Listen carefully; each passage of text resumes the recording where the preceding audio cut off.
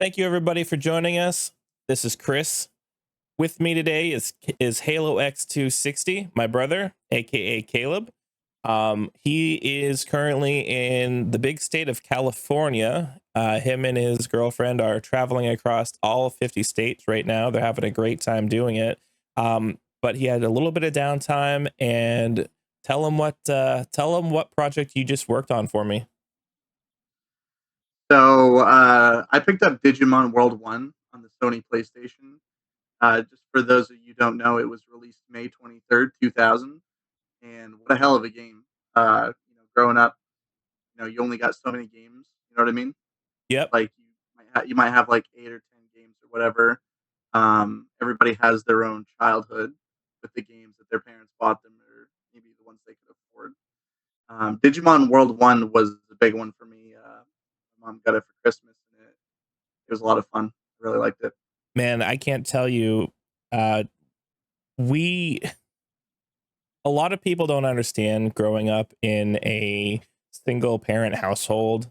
I know there's a lot of people out there who do, but there's a lot of people that don't really feel what it's like when your parent has to decide whether or not they buy you a video game or buy groceries.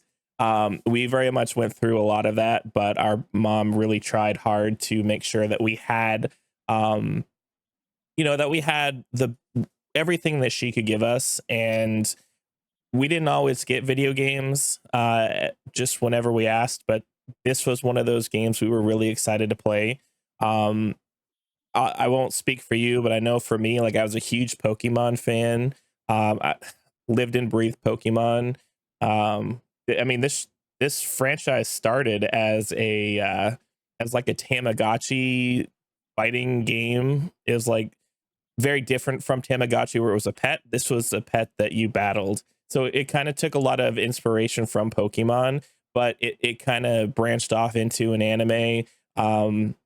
Man, tell me about how you felt that first time watching Fox Kids, either after school or on a Saturday morning with that little bowl of cereal, in your pajamas, watching the all the cartoons and TV shows that you really could not wait to watch, on Saturday morning or after school. You finally get home and unwind.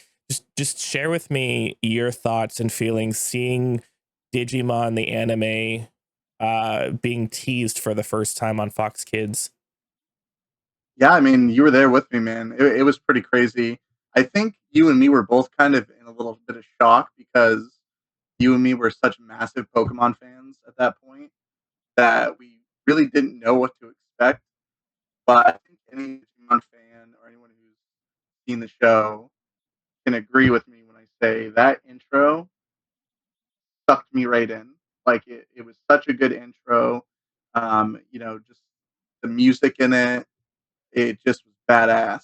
Like Pokemon was cool, don't get me wrong, but Digimon just had a different feel to it right from the get go. So I think, to kind of chime in on what you mean there, like that, the Digimon digital monsters, like, it was really repetitive, and it really kind of, like, the pseudo 3D anime style of that intro where the kids were all like flying into the digital world, into that digital space. It was really kind of interesting to see. It was a little different for us. We were kind of used to that time. Were we even watching Dragon Ball Z or Dragon Ball? It was all right around there. It was all close Yes. together. So I know that it like the second I saw Greymon slam through a fucking wall in the intro, that it had me sold. I was like, oh, it's like a T Rex slamming into what is this? yeah, so really what it had was it had the advantages of being like a super late 90s anime. Now we got it, of course, after Japan had it, but I would say there It was wasn't yeah, there wasn't a lot of time in between when it first came out in Japan and when it hit us, differently than, say, like your Dragon Balls that were out like a decade in Japan before we got it, with an American subtitle, or not a subtitle but a dub. So with Digimon, it got a lot of that CG advantage that came along with the mid 90s. You think about like Jurassic Park and the CG that they got. Well, that had kind of spread across all of media, so it just made making television shows look and feel more than it was a lot easier and more accessible for these creators. So when Digimon came out and they wanted to put some CGI, some of that pseudo 3D animation in there, it became a lot easier for them. And for us as kids, seeing more and more 3D, 2D art styles, it was really gripping. I mean, look at how we felt about our generation's Transformers. It was Beast Wars. It was completely CG, and today it still looks rough, but it still stands out and is still very watchable. So looking at like a Digimon and that 3D falling through this digital world, I think it really kind of tied in really well, and it really was gripping. It was really hooking. I liked it a lot. For me, Digimon was more of an anime, where Pokemon was more of a cartoon. Do you agree? Some might disagree with you. I mean, you know, I would say any cartoon that has a running plot is pretty much considered an anime in my mind. As long as it's made But in Japan, of course. yeah, no, I get the point you're trying to make. I think that Digimon World or Digimon as a franchise, I just feel like it was kind of ahead of its time, the art style, because you watch it today and it really doesn't look all that dated. Like the art style of it, it actually looks like something that may have come out in like 2009, 2010. Yeah, I mean the They did a cartoons. really good job. Yeah, the cartoon style. It holds up today. It was. I don't exactly know how they animated that show. I'd have to go back and look it up, but it is a stark contrast from Pokemon. It does feel newer. It does feel fresher. I do think that it's probably more computer generated than Pokemon was. I think Pokemon was probably animated in the old style, like the Dragon Balls of times past, where it was a lot more hand drawn and stuff like that. Whereas Digimon, it's all the colors are crisp, all the lines are sharp. And that kind of stuff usually dictates that it was done on a computer versus on like paper or cells or different things like that. I know at the end they all get uploaded to a computer, but I think very much so that that show was one of the first animes that we saw that had that newer age feel to it. Of course, right turn of the century, right? Like 1999, it came out late August, early September. It was certainly ahead of its time, as you put it. I think that's an apt description. And you're 5 years older than me, so when it first came out, I was in the prime. I was their prime demographic, right? Like I was second, third grade. You were like sixth, seventh. So you didn't really get to experience it. Like with as far as like a playground topic. When you're a kid, everybody's on the playground with Pokemon Red and Blue, trading secrets. Where did you find that Scyther? This whole nostalgic factor. You were a little late to the game, unfortunately, because of your age, but you were still young enough to appreciate it and watch it with me. But I'm sure you can agree that you weren't talking about it with your friends in school that much. But it's like for us, uh, talking about toys for a second, they had the Digivice, and that spread through my school like wildfire. Like the second that came out, everybody had one. Everybody was just on the fucking playground shaking them like they're jacking off. Because I don't know if the people that haven't played with one, they probably don't know what I'm talking about. But the little one that came with Pokemon Yellow that you used to shake to get points and stuff, and you put your Pikachu on it for experience. Yeah, they had pedometers built in, so basically Yeah, the way that it was designed is to count your steps, and I don't know, it gave you a score or something like that, so it kind of upped your points. And with those points, it meant that your creature was stronger, or you could. I never had one, like you said. It wasn't exactly in my demographic. I was more of a prime candidate for watching it. You were more of a prime candidate for living living it. like the toys and all the extras that came along with it. Don't get me wrong, I enjoyed the transforming like Greymon. I had the Greymon to Metal Greymon, and That for thing was cool. yeah, I mean, it wasn't perfect, like there's a lot of what they call kibble, which is basically extra pieces that shouldn't be visible, but they are. And there was a lot of what they call backpacking, if I'm using the terminology right, where basically um, you jam as much of the extra pieces into a confined space, and therefore the creature looks larger. But I mean, for me, man, I was a big Transformers fan, so any toys that would go from one thing to another, man, that was something I like to collect. And of course, I'm a huge collector of different things. I was into lots of things for collections. Um, so for me, Remember, Transformers was I one of had the those. Garurumon. I had the Garurumon that goes into Where Garurumon. See, I like Goes that out. one better because it had a That lot was more cool. articulation. Um, it definitely it felt like it really transformed because Garurumon was on four legs and where Garurumon was on two. So you really felt that transformation, very similar to like how a Megazord feels when it goes from all these things that are, crawling on four legs, and then now you have this bigger thing that's on two. So you really get that upright transformation, and it really looks different, stands out. Mine was the arm, like the whole body breaks in half, the arm spins around, and then you pull the metal helmet out and kind of jam it over the top. The tail comes So off and badass. flips it, and now it's its wings. So I mean, some of it was like well thought out, and like how can they best make this, transform without making it too hard for kids. I think in terms of like how easy is it for any kid to pick up one of these toys and play with it and enjoy it and actually get it to go from one mode to the other. I think they were spot on with how they did it. But I mean, it just kind of goes to show you like the toys that Hasbro and Saban and all these different companies really were making for these franchises. They really put a lot of thought into making sure that we had a really good experience in the 90s. We always had great toys back then. Um, Yeah, we did. but Good stuff. you mentioned, the Digivice, and for anyone who doesn't understand what a Digivice is that's listening, a Digivice is basically a device that these kids have in this anime, in this franchise, that it kind of marks the bond or the link between the kids and their Digimon. Each kid has a Digimon that they raise from an egg state to a baby state to um, help me out with the terminology Yeah, here. so it goes baby to in training to rookie to champion to ultimate to mega. So these kids, it's their link to these monsters.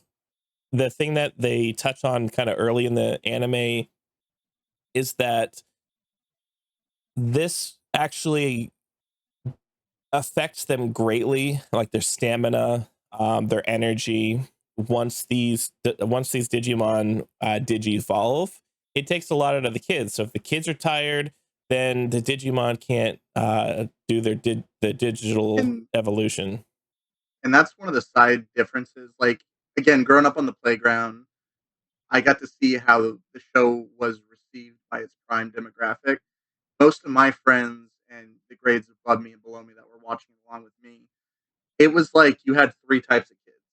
You had kid number one who was like, "This is just a Pokemon ripoff. I'm not watching that crap." You had kid number two that's like, "I really don't like Pokemon, but Digimon's cool as hell." And then you had kids like me who think there's enough room in this world for both to exist. Man, and I but really, I really think that's us because I remember hearing a lot of the haters that say, "Oh man, I'm gonna be on Team Pokemon," and other people are like, "I'm on Team Digimon," and I'm sitting here like, man, there's enough room in this space for everything. Like they're nobody both good. nobody Yeah. started this war until you did. So just watch both of them. They're both good. But more to your point with the Digivice, that's like one of the biggest differences. In Pokemon, if your Charmander evolves into Charmeleon, there's no going backwards. Like it's Yeah. only forward. Like that's why Ash didn't give Pikachu the Thunderstone to evolve because it would change him forever. But Digimon, it's like the rookie state is their it's basically their prime existing state. Once they make it to that point, they'll always go back to it, right? Right, right. So It's like having it's just like your basic mode. It everything comes back to it. It's like putting your computer on like standby, right? Like your computer's beefy, it's powerful. You fire it up, you turn it on, it's gonna get some horsepower that has access to, and that's kind of what happens with the Digimon is they have access to that power when they need it, but they're not going to be at full throttle 100% of the time because that would just waste a lot of energy not only on them, but you got to understand like they're partnered with these little teenage, not even teenagers, these are all preteen kids. I think they're what, 12, 13, like 10, 12 years old. 12. So I kind of feel like they stay on this low power mode mostly so that they don't wear these kids out, because I have a feeling, and they don't really touch on it much on the anime, but I have a feeling that if these Digimon stayed at such a high power all the time, these kids would literally die because they just don't have the energy to keep up with that kind of momentum of another creature feeding on their life force to And fight. they do have a couple instances in the show where, like for instance, when Patamon in season one first digivolves into Angemon, that takes a large toll on him to defeat Devimon. So instead of de-digivolving back into his rookie Patamon form, he turns into an egg Right. because he expels almost all of his energy, like almost kills himself to save the day, kind of thing. Or when Agumon first digivolves into Skull Greymon, when Ty's pushing the issue, I want an ultimate, like get stronger, and he's putting hate into training him instead of decency, instead of digivolving into Metal Greymon because of his care mistakes, which we'll get into with the game. Uh, he digivolves into Skull Greymon for the first time, and after losing control and blowing up almost every kid, he turns into a baby again. So sometimes in the show they do go back to their baby form, but they always make it back to Yeah. No, I mean, I think like the show did a lot to try to separate itself from. I think they knew they're gonna get some stigma. They're gonna get some comparisons between Pokemon and them, so they did a lot to try to stand out and be different. And those of us who actually took the time to, to really invest in this franchise and this IP and really give it a chance, I think those of us appreciate it for what it became and what it is and what it was. I do think that over time that um, I think that they didn't evolve with the times. I think that they kind of kept the formula, and I think they made some mistakes. But I would say that the franchise today isn't a big deal like it was when it came out, because I think they had a 3 or 4 good seasons, and they got worse as they trailed off, and then I it kind agree. of it became Digimon Tamers, and I think that they really tried to try different things and see what works. But I think it happened during a time where, the world changed very rapidly as the turn of the century happened. And I don't think that they did enough to innovate and stay relevant, um, really to keep the interest of people growing up. Like, I mean, look at me. I'm a prime example.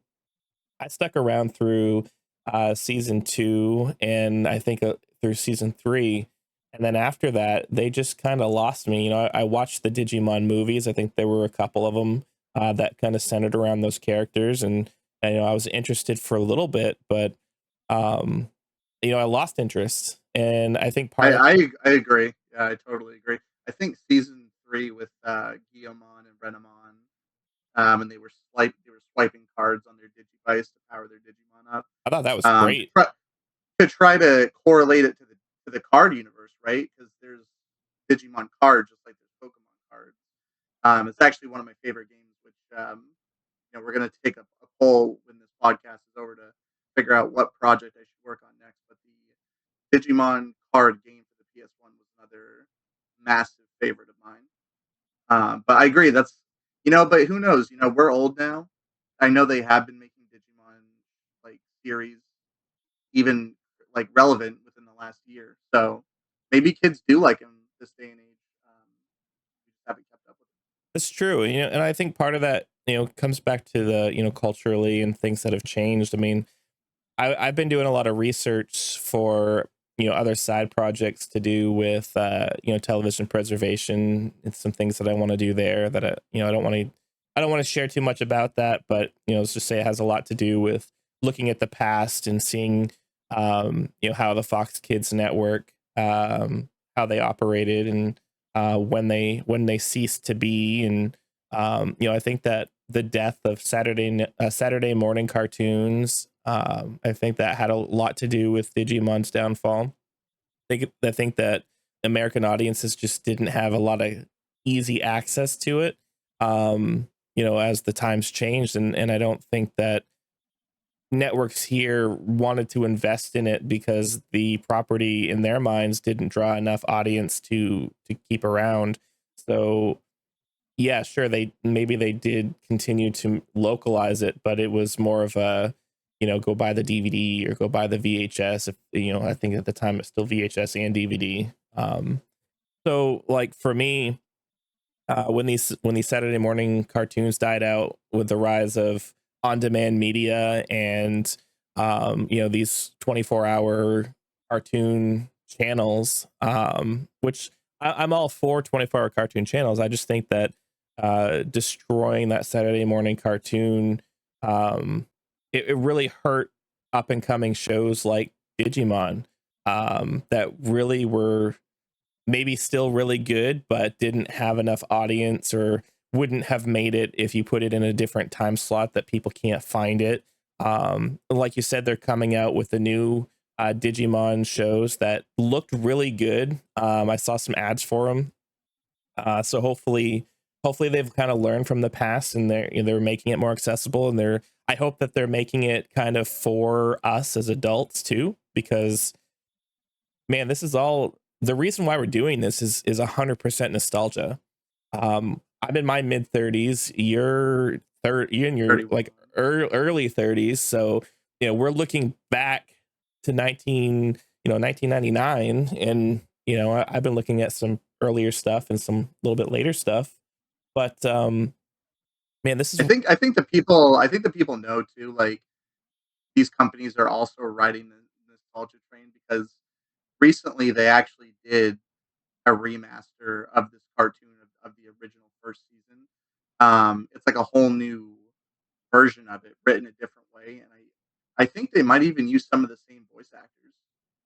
So the fact that that just came out last year, and I really want to watch it, I probably will, means that they know now's the time to capitalize on the nostalgia, so we can keep the 30-year-olds yep. to keep watching it. Well, I mean, you look at it right now. Like I've got a 2-year-old. He just turned 2 last week, and um, I'm looking at my childhood. Like, what is my son going to grow up without that I had? And for me, it's kind of disheartening to see exactly how much he won't have. And I kind of mentioned it before. Like Saturday morning cartoons are gone. They don't exist anymore. Sure, you can just turn on like Nickelodeon, Cartoon Network, and always have a cartoon playing, but it really defeats that dopamine hit.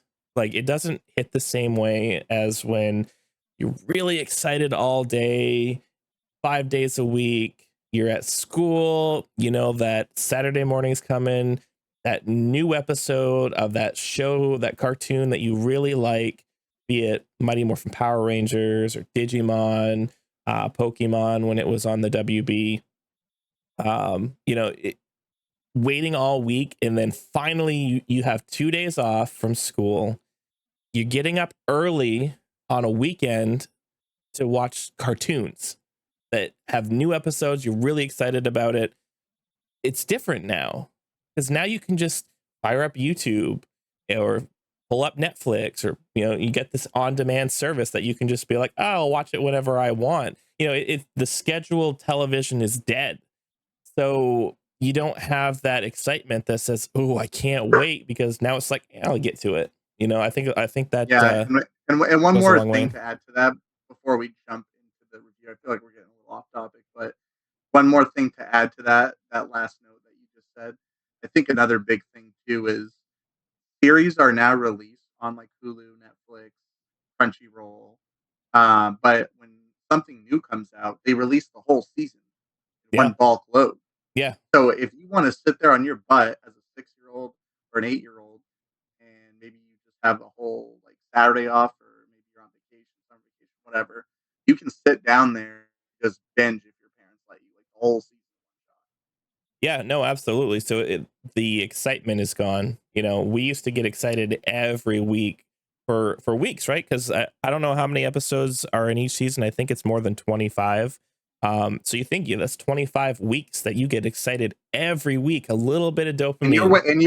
you're waiting all week to see, like, did that character make it? Are they Hmm. going to vanquish the enemy? Oh Like, you're yeah, thinking about it all week. that You're amping cliffhanger, yourself up. that Yeah. cliffhanger, and then of course what they would do is so they'd release that new episode on Saturday, right? Saturday morning, and then Monday, Tuesday, Wednesday, Thursday, Friday would be all the episode, like Thursday through Monday would be all the episodes before that new episode that you just watched.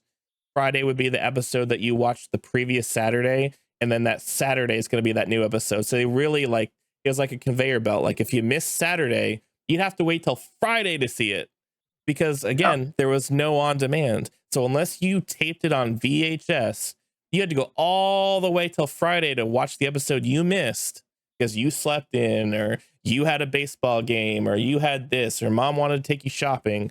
You know, TV was different. And I think that a lot of these different franchises that we really kind of love and that go back to re-experience as adults, a lot of that comes down to missing out on parts of it. You know, like we can't honestly say as kids that we sat down every single Saturday and watched every single episode of Digimon all the way through, right? Like it's impossible Pretty because much. Yeah. Yeah. there's Pretty much.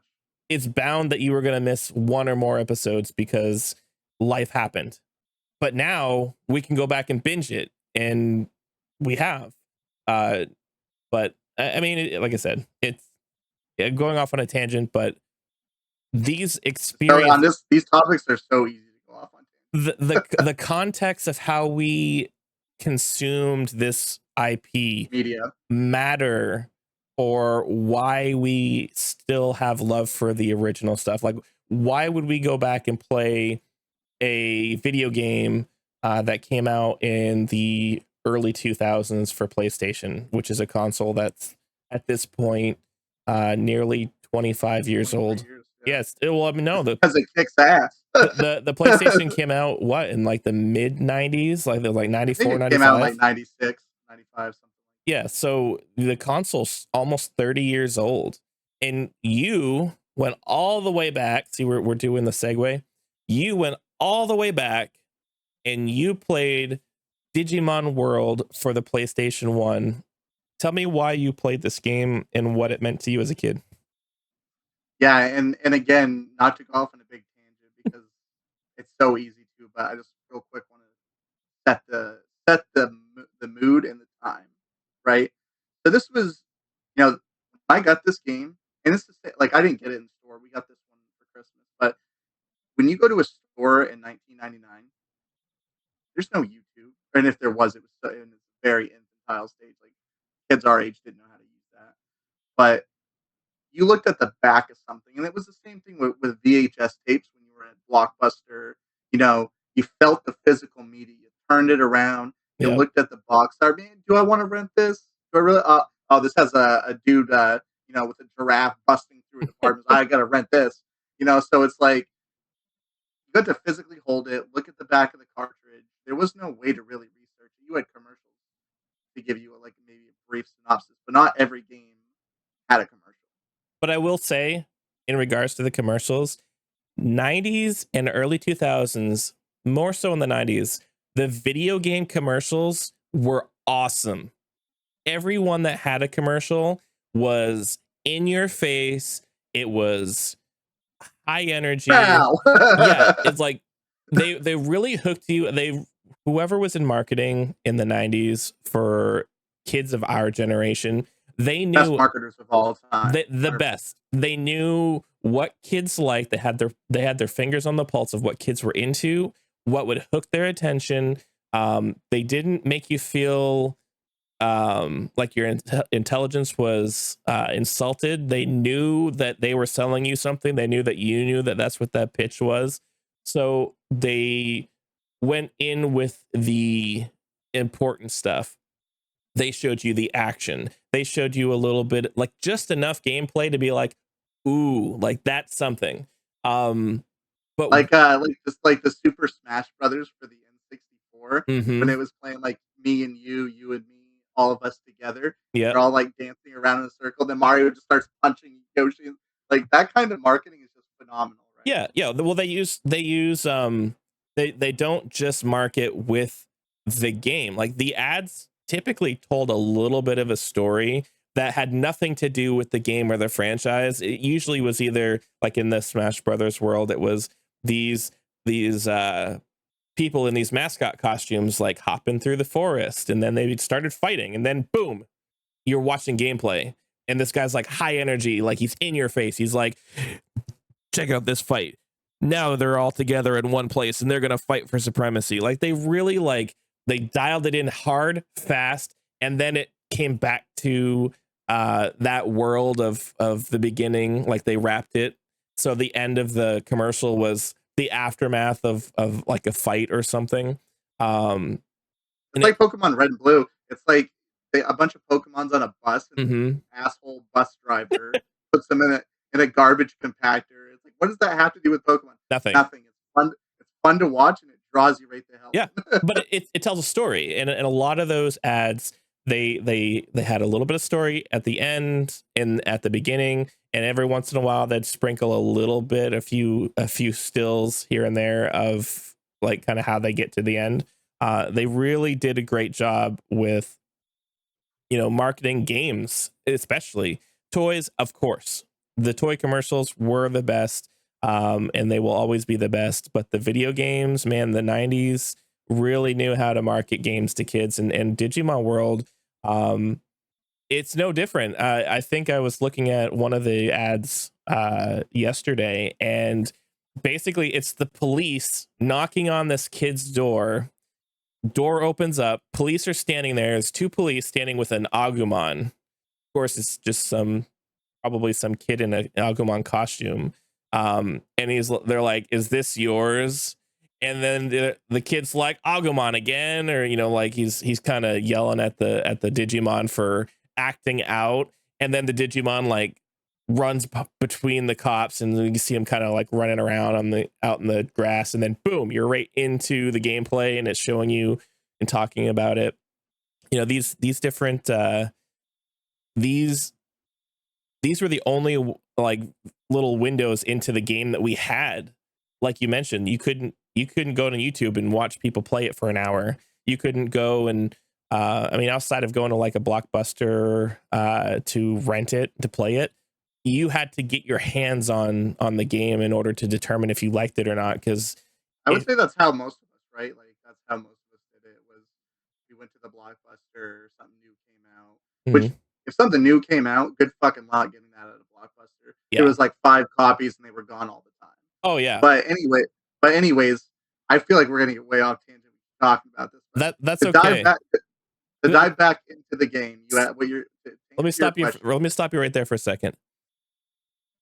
If you're on YouTube and you haven't hit that subscribe button, just go down there. Yep, Right almost, there, right almost. there, Yeah, right there. you're right there. Go ahead and subscribe. Um, you're gonna be watching a clipped version of this on YouTube. Um, but we will also have available the full unedited um podcast that we're doing here. I guess you could call this a podcast. Um, but I will be clipping this video to have like a neater package. But if you want to see the full unedited clip, where we just have all our tangents, all our off topics, everything that we're having, just loose conversation, brother to brother, please go ahead and click the subscribe button. And I will put a link to it in the description as well if we do end up posting it. Um, Yeah, let us know if you like this kind of content because I'm just doing this to help my brother's channel out. But if you do like me, because you only see me on his channel, if you want more of me, definitely put it down in the comments, and especially what you want to see next. But dive into the game. To answer your question, I opened this up on Christmas Day. I'm looking at the back of the box, and I'm like, this looks cool. This looks exactly like Digimon. I had no expectations. I popped that in, and the first second that I realized that when you go into the battle, you don't actually control the Digimon, I was pretty pissed off. Like it just the first second I touched it, I was not feeling it. But I'm glad that I stuck with it and gave it. Well, yeah, I mean, you touched on a very important part there. Like, you don't actually control the Digimon. They battle based on the power and the the energy that you've kind of fostered, because the game, it's so let me just broadly put this game in a box. This game is like a Tamagotchi on steroids. That's essentially how the game That's a good way plays. to put it. 100%. So I think that the people who made this game thought to themselves, there's a Pokemon game that allows you to train Pokemon and go out and battle other people and get gym badges and this and that. Like that, they know that model is successful. How do we do that and capture that audience? How do we do it differently? Well, they know that Tamagotchi was very, very, very popular in the 90s. Everybody had one. If you didn't have a Tamagotchi, you had a Gigapet, or you had one of those little Pikachu pedometers, which I had the first one and the second one.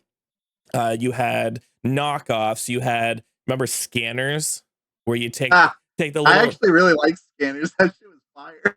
So this basically like it looked like the Digimon Digivice from Digimon season 2, where it was more like handheld. But you're scanning barcodes. You're running through the whole fucking Walmart, scanning everything, pulling shit off the fucking shelf Yeah, and just scanning it like you work there. yeah, so it was designed largely for parents to give their kids while they go grocery shopping, so that they can keep them entertained. The kids can scan the barcodes of the products in the cart, and then you'd have to battle a monster. Not to get off topic too much on scanners, because it's We very. should do a podcast if people want to hear about So, it. long story short, scanners had that Digimon feel to it, because everything did. But with God, I got off the tangent. I lost my train of thought. It's a glorified Tamagotchi battle. Yeah. So when you train your Digimon, you train it from. Do you get it at the egg form, or do you get it at the baby form?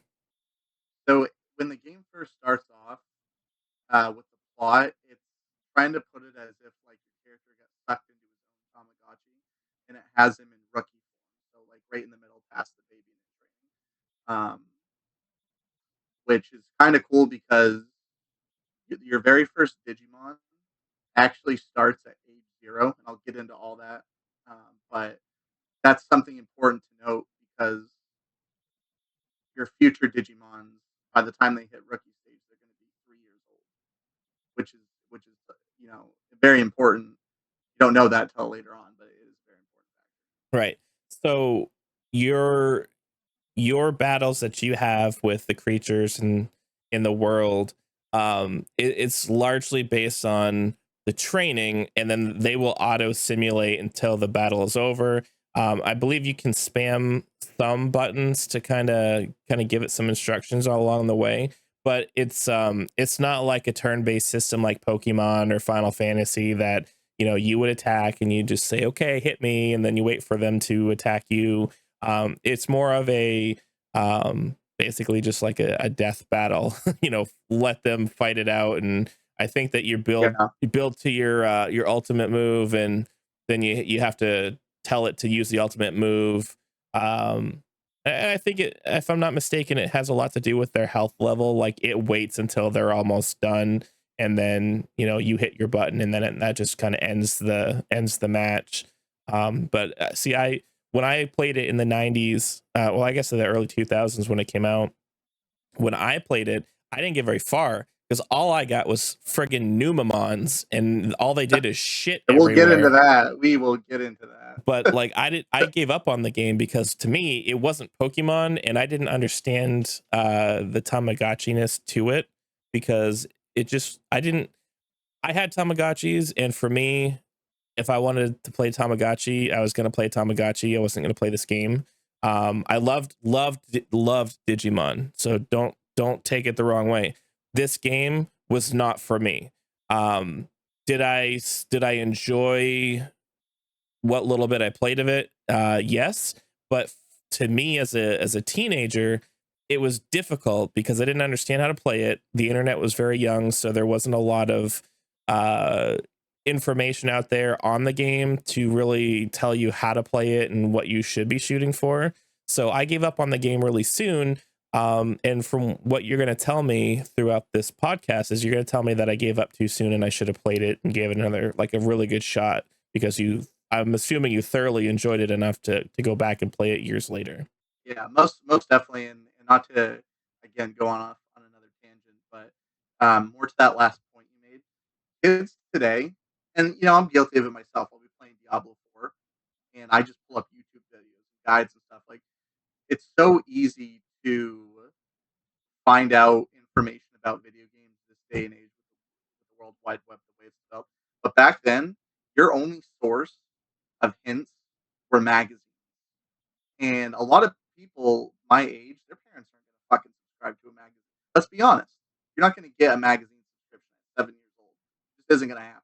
Yeah, and I mean, there may have been parents out there that would get their kids magazine subscriptions, but there were so many magazine subscriptions for kids that they really had to pick and choose. I mean, you had Nickelodeon magazine, you had Nintendo Power, Nintendo Power. you had just a plethora of different ones out there that you could choose from. Now, fast forward to today, magazines by and large, they don't exist. They're dead. Yeah, I mean, anything from Nintendo Power to Playboy does not exist in a magazine print form anymore. I mean, So they probably do, but nobody buys them. no, no, Like, who no. want? You know what I mean? These franchises specifically that put these magazines out, they do not have print magazines anymore whatsoever.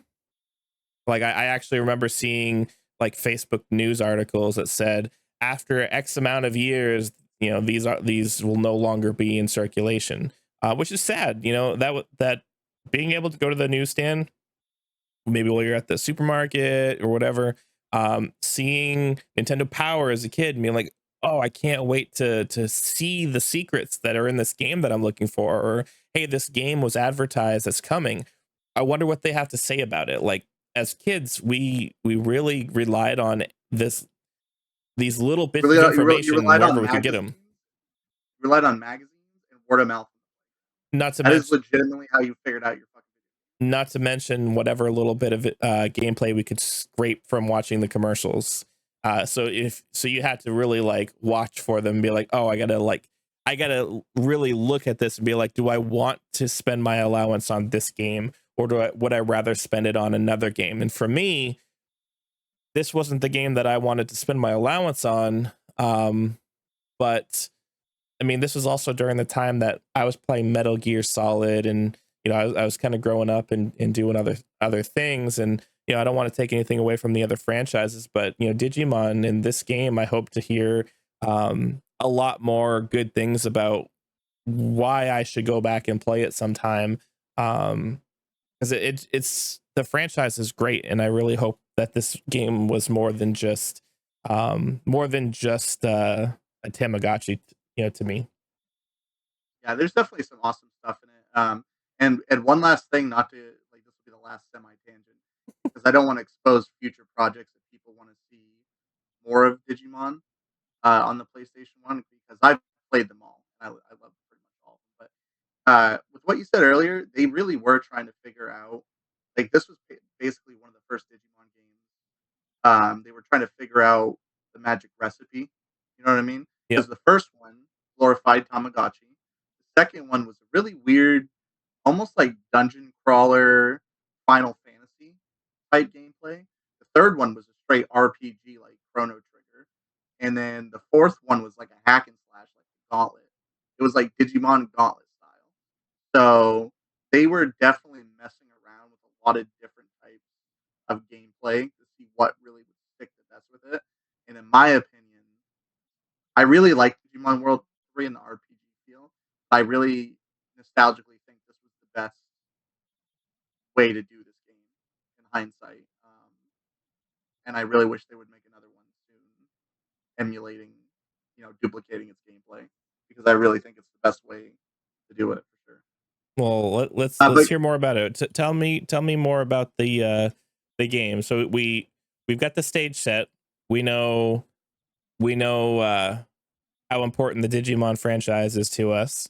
We know what it was like to, you know, kind of see the game advertised in little snippets. We know the physical media looks and feels like. Tell me, once you get it popped into the machine, and you got that intro playing. Tell me your thoughts. You first pick the game up. You're starting it up. You got your 3D cutscenes. It kind of lays the story out, and you finally get into what feels familiar, which is your avatar on the screen with your little Digimon. As a kid, this must be a very exciting moment because it kind of takes you and kind of drops you what feels like right into the anime. Like you are one of the kids that were picked to be into the digital world in the anime. Because let's be real, like the only reason why we bought the game is because we were really into the anime. What does that feel like to you? And how are your expectations coming into it? And then once you started playing the gameplay, how did you feel about it right away? yeah, so when the game first starts, Digimon walks onto the screen and he actually asks you a few questions, naming yourself and your Digimon. And I didn't really understand what those you know what those questions meant and how it affects my gameplay. But the very first question that he asked you, or one of the first ones, is, "Do you like day or night better?" You and me are night owls. We always have been, Yep. even as a kid. So I was like, I like night. Night's the best. So my very first Digimon, my first time playing through this game, was Gabumon, and right from the get go, I felt super connected to the world, as it relates to the anime. I think they did a really good job with that. Now, if you do choose daytime as your favorite, you'll get Agumon. And everybody knows that, yeah, there's the main seven children with the main seven Digimon. Maybe some people like Biomon the most, or Palmon, or Patamon, but I think everybody knows that the main two contenders is Agumon and Gabumon. They're like the Goku and Vegeta of the series, right? So I got Gabumon, and when the game first starts, you answer all those questions, and then at that point, it doesn't really do a good job of telling you what you need to do. The only thing that you're told is a very brief, like, hello from him, and you're on this island. There used to be a giant city, and then everybody just left. Everybody abandoned the city, started talking in their own slurs, in their own languages, and kind of just branching out all over the island. So this togetherness crumbled away, and now the city's extinct. There's nobody there, and it's your job to reunite the whole island, rebuild the city, and face this evil that nobody really knows anything about. All they know is that there's an evil presence that created this whole mess. So that's kind of the intro, right from the get go. Now, when we played it, the expectation was, oh, this has got to be just like Pokemon. You raise your Digimon up. You get to fight and battle and train and all that fun stuff. You already mentioned before that it's not exactly a turn-based system, so the battling system felt a little foreign at first. You said you got used to it over time, but how did that take you? How did that feel when it took you from your expectations that this game should play out and feel a lot like a Pokemon game, and you realize that it didn't even mimic your traditional turn-based RPG? Like how how how did Absolutely, yeah. how did that feel? Did that make you disappointed? Did that feel like it was like a ruined experience for you? Share with me how you felt when you came to that realization that the game was not what you thought it was going to be. Yeah, and it's a common thing in the '90s. Again, going back to the fact that you really didn't have YouTube videos watching other people play the game. Is this a good game? Should I buy it? You don't have that luxury. All you have are still screenshots and magazines and very small amounts of commercial footage. So I was disappointed, man. I was heartbroken. You know, when you're a kid in the '90s, you get like one or two Christmas gifts, and I feel like I wasted mine. I was like, fuck. um, but I think at first, I think you're right. I was kind of expecting more of like either moving the Digimon around myself or almost like a Pokemon, like choose your moves, like Pepper Breath or Yeah. whatever. But it was not like that at all. All I got the first fucking battle was a little smiley face that said "Your call" and run away. And I'm like, what is this garbage? Like I Yep. can't fucking do anything but spam like your call. So I didn't really understand what was going on. The Digimon was kind of doing its own thing, fighting a little bit here and there, and then the battle was over. It Yeah. was just like this feels really shitty. Well, yeah, because it kind of it felt like you had a lot of your choice taken away.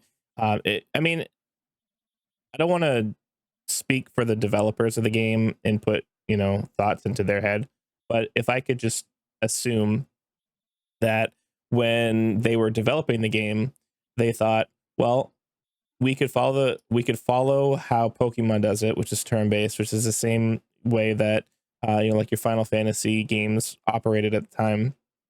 And really it's not just limited to like Final Fantasy, it's really any JRPG games.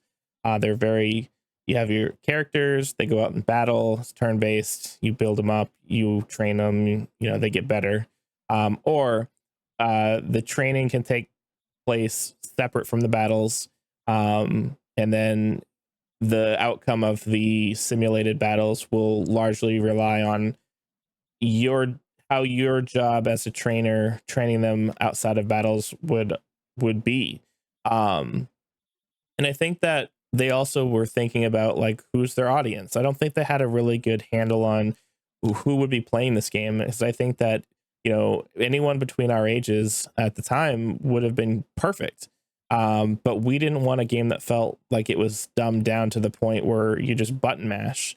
I think we were of the age where we were used to making decisions about training and what moves we wanted to use. I think that the the demographic we were in was a little bit more advanced than what I felt that they were shooting for. Like it felt like a little kids game where you just, like you said, just button mash X and it did your call, or you had the option to run away from the fight.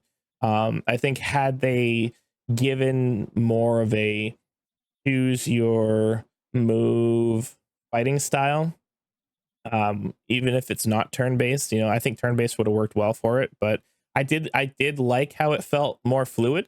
But I think if they gave you options like the newer Final Fantasy games where you can go in and kind of tell it what you want to do when you want to do it, and if you can get there before your enemy does, you have the option to hit first and maybe block their attack. And I think that their battle system was a little lacking, but um yeah, I think that if they were shooting for a more advanced demographic, I think they missed the target.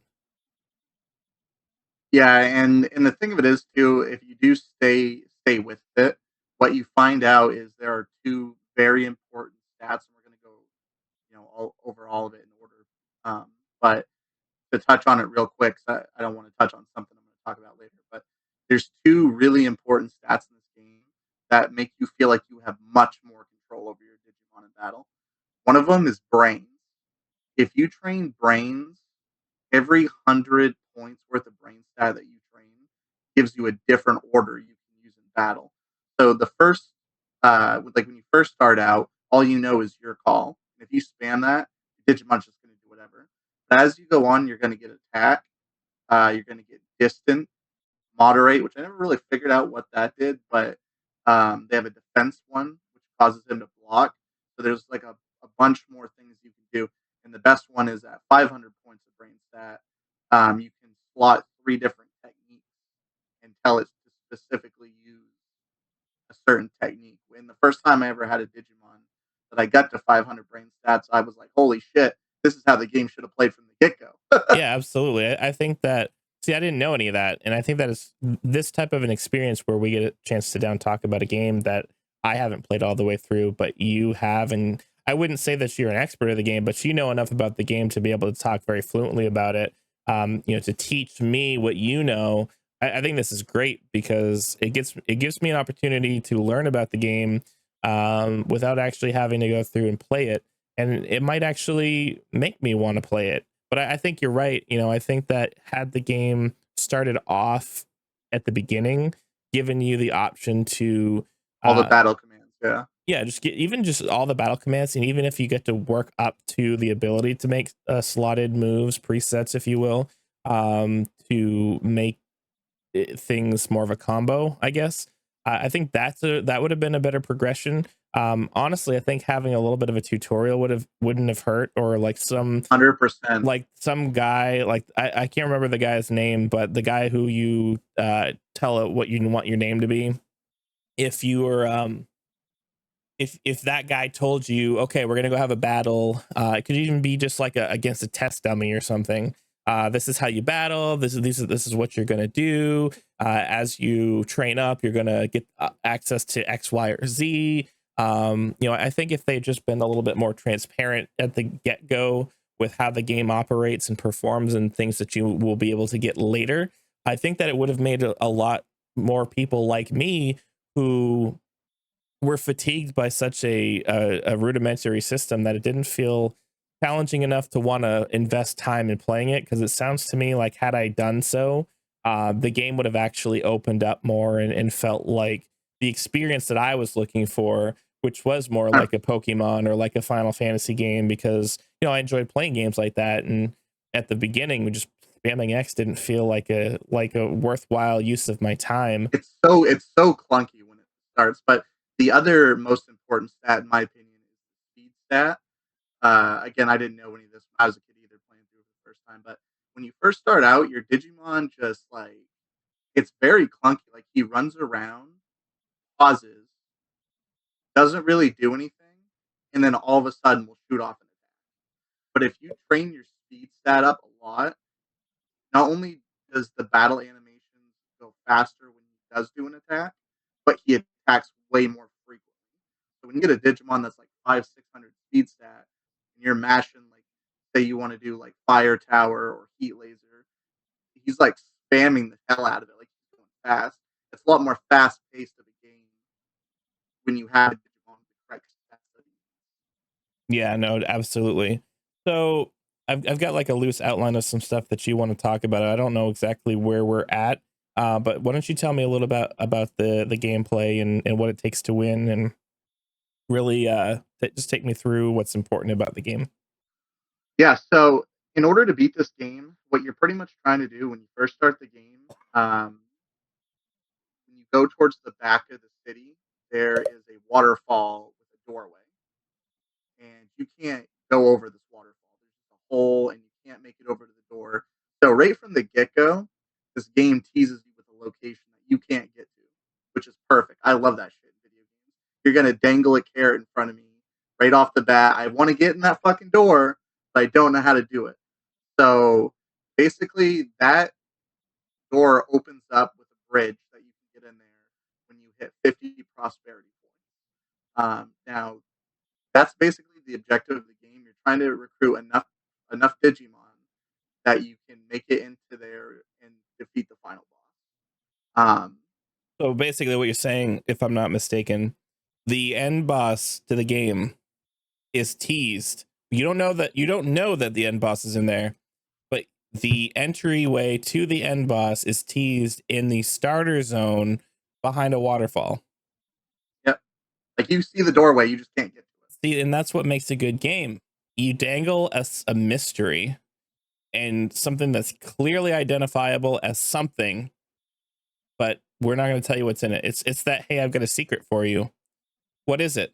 I'm not But going to. you're gonna have to I'm not. find Yeah, out. I'm not going to tell you. So in 90s video games, that was always a good call. Having something that is teased, but not enough information about it to make you think, well, what could it be? You know, and assume what it is, and then find out, I knew it. I'd much rather have something have like next to no information than something that is dangled and it's right there enough so that you know it's important, but not so much that you're like, oh, I guessed it. Um, there's a something to be said about a little bit of mystery. Without overselling it. And I think a lot of games, even today, oversell what should be a mystery. Instead, they ruin their whole story by giving away the farm, you know, too soon, too early. So, um, if I'm not mistaken, and correct me if I'm wrong, but Digimon, I don't know if it's Japanese too, but the localization, all the names of like cities and stuff like that were very on the nose for like computer puns. Like the island, I think, isn't it called? Is it File City and File, and File Island. and File Island, Server City, or the island of Server is the next place that you go to in the anime. Like they really tried to make it feel like you were in a computer, but that computer And you is had sentient. Izzy, one of the main characters, was a computer nerd. He was always on his laptop in the show. So Izzy was the first one to find out when they got sucked into this world. They had no fucking clue where they were. You know, Yeah. Izzy was the first one to figure out that it's essentially like they got sucked into a computer program. Yep. What happened? So yeah, you're totally right with that. And the Yeah. game does that to it. It definitely has things in it, to hint, that it's all like kind of computer based. Yeah. Now, tell me, tell me the different kinds of training that you can do, or like really super early on. Yeah, and just to finish the final topic of what is needed to win with the game, the very first thing that we're covering, I just want to explain prosperity points real quick because that's another thing that it's not really well told to you until you kind of figure it out. But as you recruit Digimon to the island, if you go back into the main starting hut and talk to Digimon, he will tell you who has been recruited.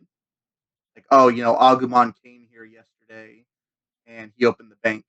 Um, and essentially, if you fight and recruit a rookie Digimon, that counts as one prosperity point. If you recruit a champion Digimon, that counts as two. If you recruit an ultimate Digimon, that counts as three. Okay. And being that you only need 50, I think out of 100, there's 100 prosperity points.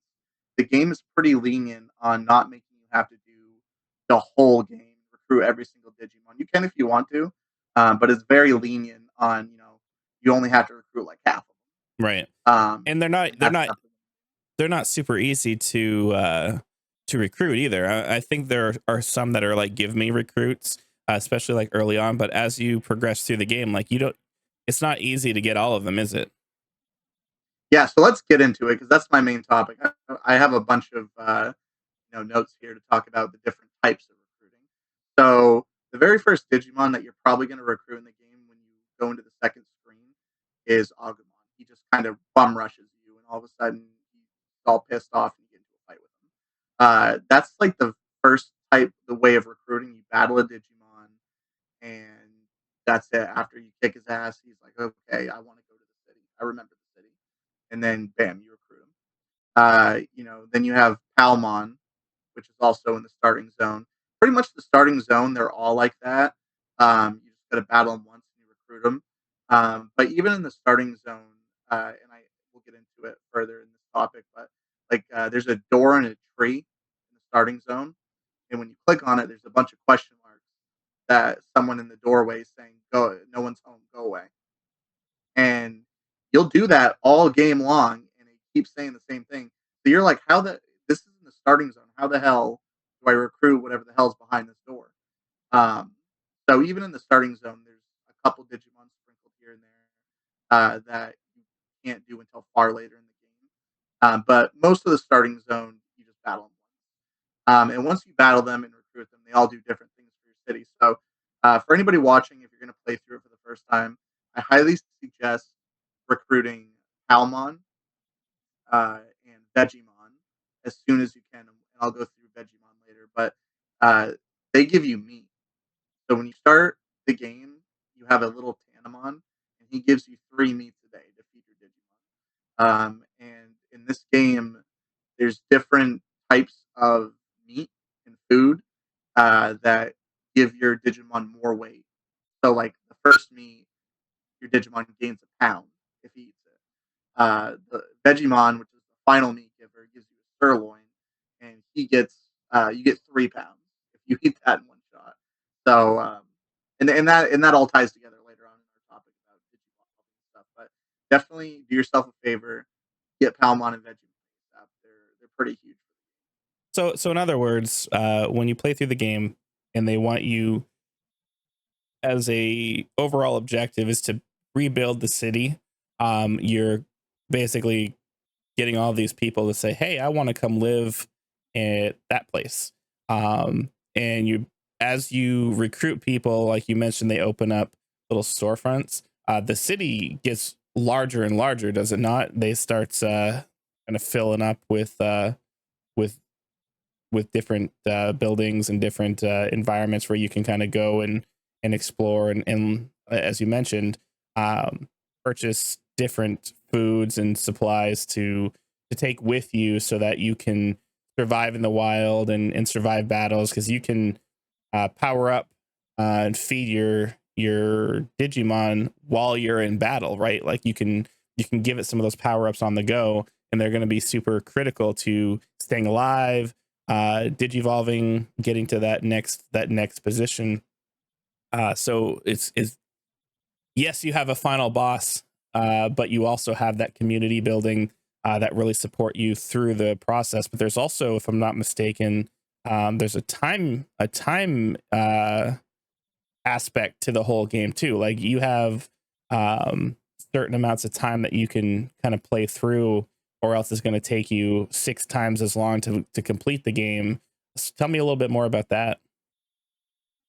Yeah, so trying to keep all these topics in order. That's pretty much my next thing I was going to say is so you have the Digimon that you fight and then you recruit them. And then you have Digimon that you need to satisfy a certain condition to recruit them to the city. Hmm. So the very next one I was going to talk about in relation to what you just said is Colmon. Colmon's pretty easy Digimon. The catch with Colmon is he only shows up, I believe, in the morning. He might show up at night, or when I say night, the afternoon. I can't really remember, but there's a clock in the top left of the game, which as a kid I didn't really know what it meant, but it has 4 sections for like 4 different times during the day, right?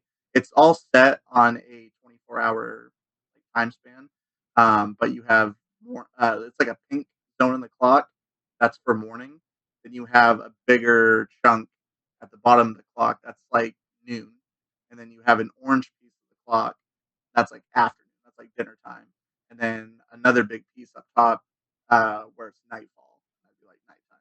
So basically, it just Um, rotates through. yeah, and every time the I guess you could call it the second hand goes around the clock once, it's considered a full day. Okay. So you talked about recruiting Agumon, Palamon, Colemon. Who else do you have that are like the big hitters for recruiting? Yeah, so then you also have what's called prosperity recruitment. These Hmm. are it only happens twice, thankfully, because it catches you off guard and it can really fuck you over pretty hard. Um, the first one that you encounter is Greymon, which everybody's excited when they see him for the first time because it's like Greymon, you're a main big character from the series. Yeah. When you get to 15 prosperity points and you talk to Digimon, when you go to leave his house, there is no warning. You just have a grumpy Greymon walk right up to you out of nowhere and say, "I want the street sign."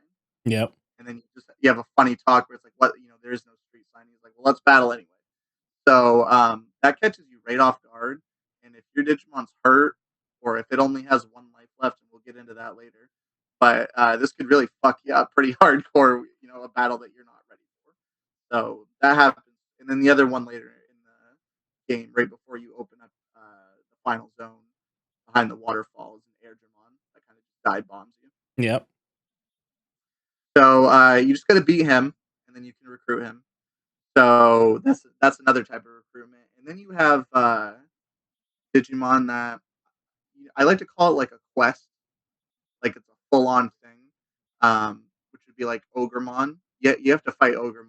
Like he's like almost like the main protagonist of this game. You literally fight him like 3 or 4 different times before he finally throws in the rope and says, "Okay, I'll go to your city." But Yeah. like you literally have to fight him like four or 5 times. It's crazy. Yeah, I remember kind of looking through your notes for some of the clips that I'll be playing through the majority of this podcast. Obviously, that's all gonna be done in post. But you have like 6 different encounters with this Ogremon throughout the course of your gameplay. So you kind of get it sprinkled throughout. It's almost akin to like a Gary from Pokemon, like throughout your Yeah, he's your adventure. rival. Yeah, he's your rival throughout the adventure. You're gonna see him and fight him in different places, and eventually he decides, okay, I guess I'll come in. Yeah, for sure. So he's a very interesting recruitment because you only get 2 recruitment points when you finally do recruit him, but you got to fight him like 5 or 6 Yep. times. Another going back to the that door in the tree that I was talking about in the starting zone. Yeah. Uh, so there's a couple Digimon. There's Leomon and Edamon, and there's probably another few that I can't think of off the top of my head. But you have to get 50 prosperity points, which is the same amount that's needed to open up the final zone in order to recruit them. So you have Digimon that are locked away behind prosperity points in order to get them to trigger. And then another Digimon that's very important to talk about, and I really wish I'd known this growing up, because there's a lot of items in this game, and your inventory is going to be cluttered, and you're going to always be finding new items. You don't know what you should throw away or what you should, how you should manage your inventory. But there's actually a Nanamon in this game, and it's really cryptic. Again, going back to where you couldn't just look this stuff up on YouTube, like you had to figure it out. He's actually in a zone where you've already recruited a Digimon, and if you happen to go back to that zone, you'll just see him standing there. If you talk to him, he's like all surprised that you found him, and then he runs off.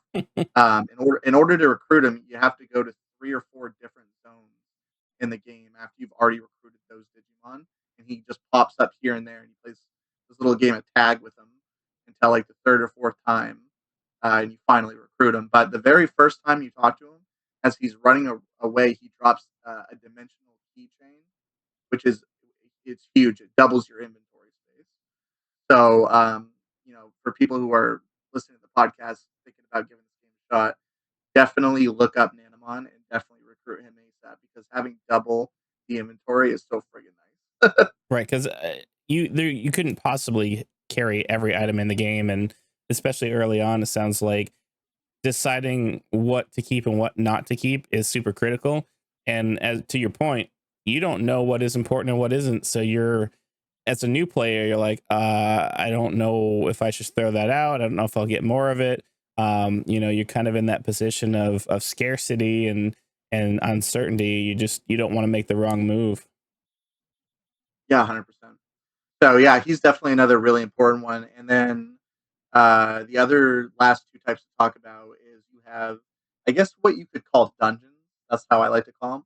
There's 3 areas in the game that require you to have specific Digimon in order to enter them, or else Greylord's Mansion, which if you watch my playthrough, unfortunately I don't go in there because I was able to beat the game without going in there.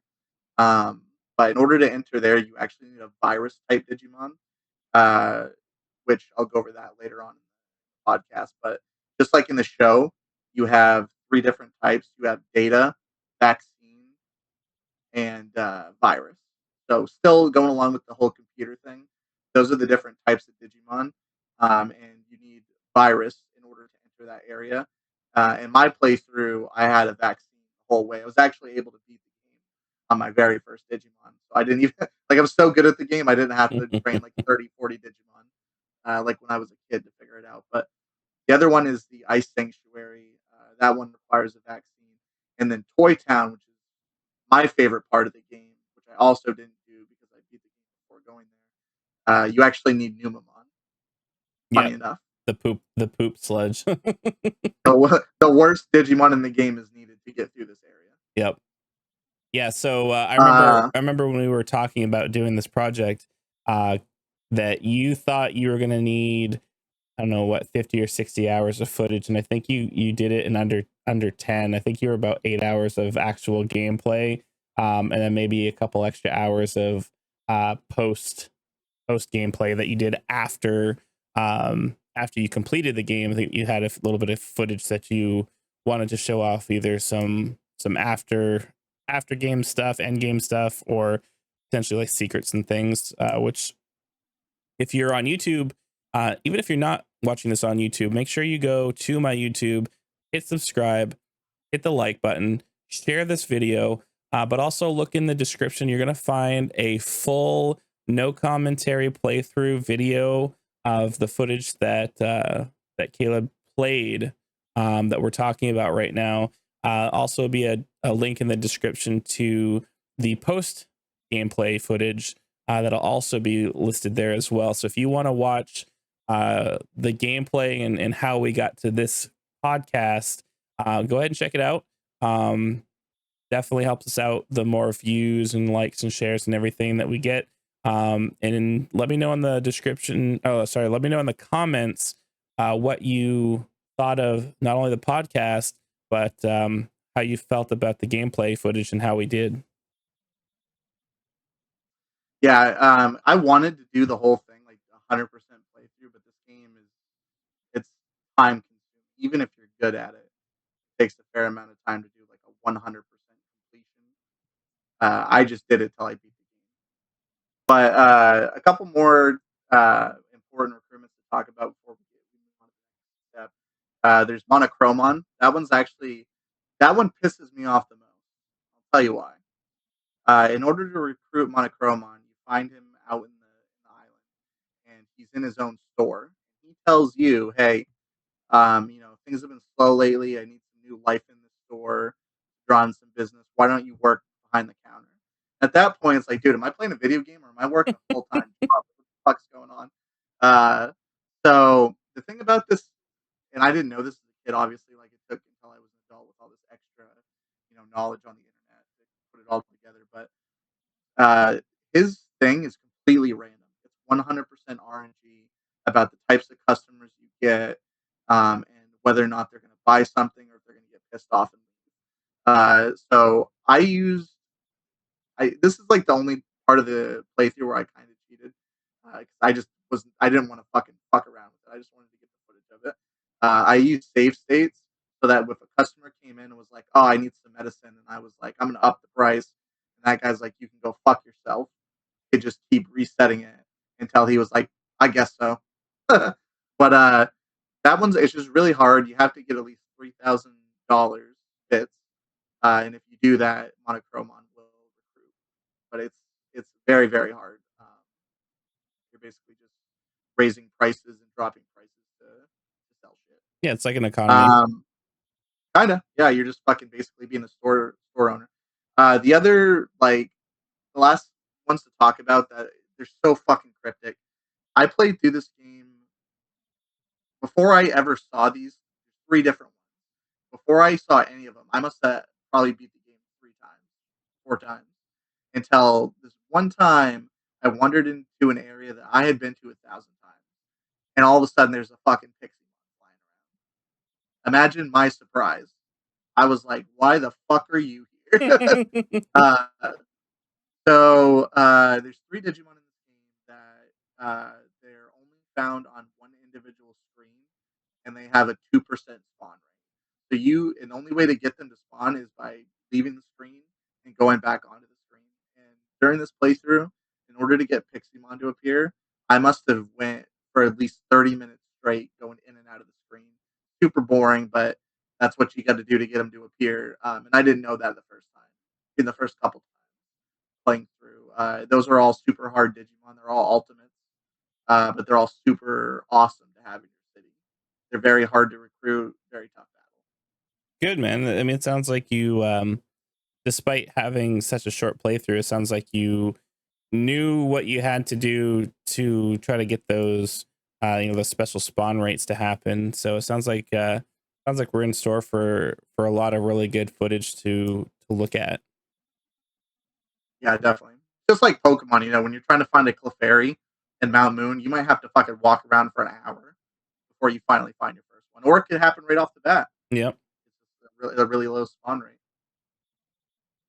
So moving into the next part that I wanted to talk about was the Digimon. Basically, how do you care for your Tamagotchi? Like, how do you take care of this Yep.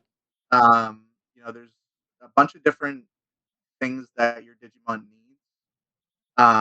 They need sleep, which is all denoted by like a little bubble above their head. They need to sleep.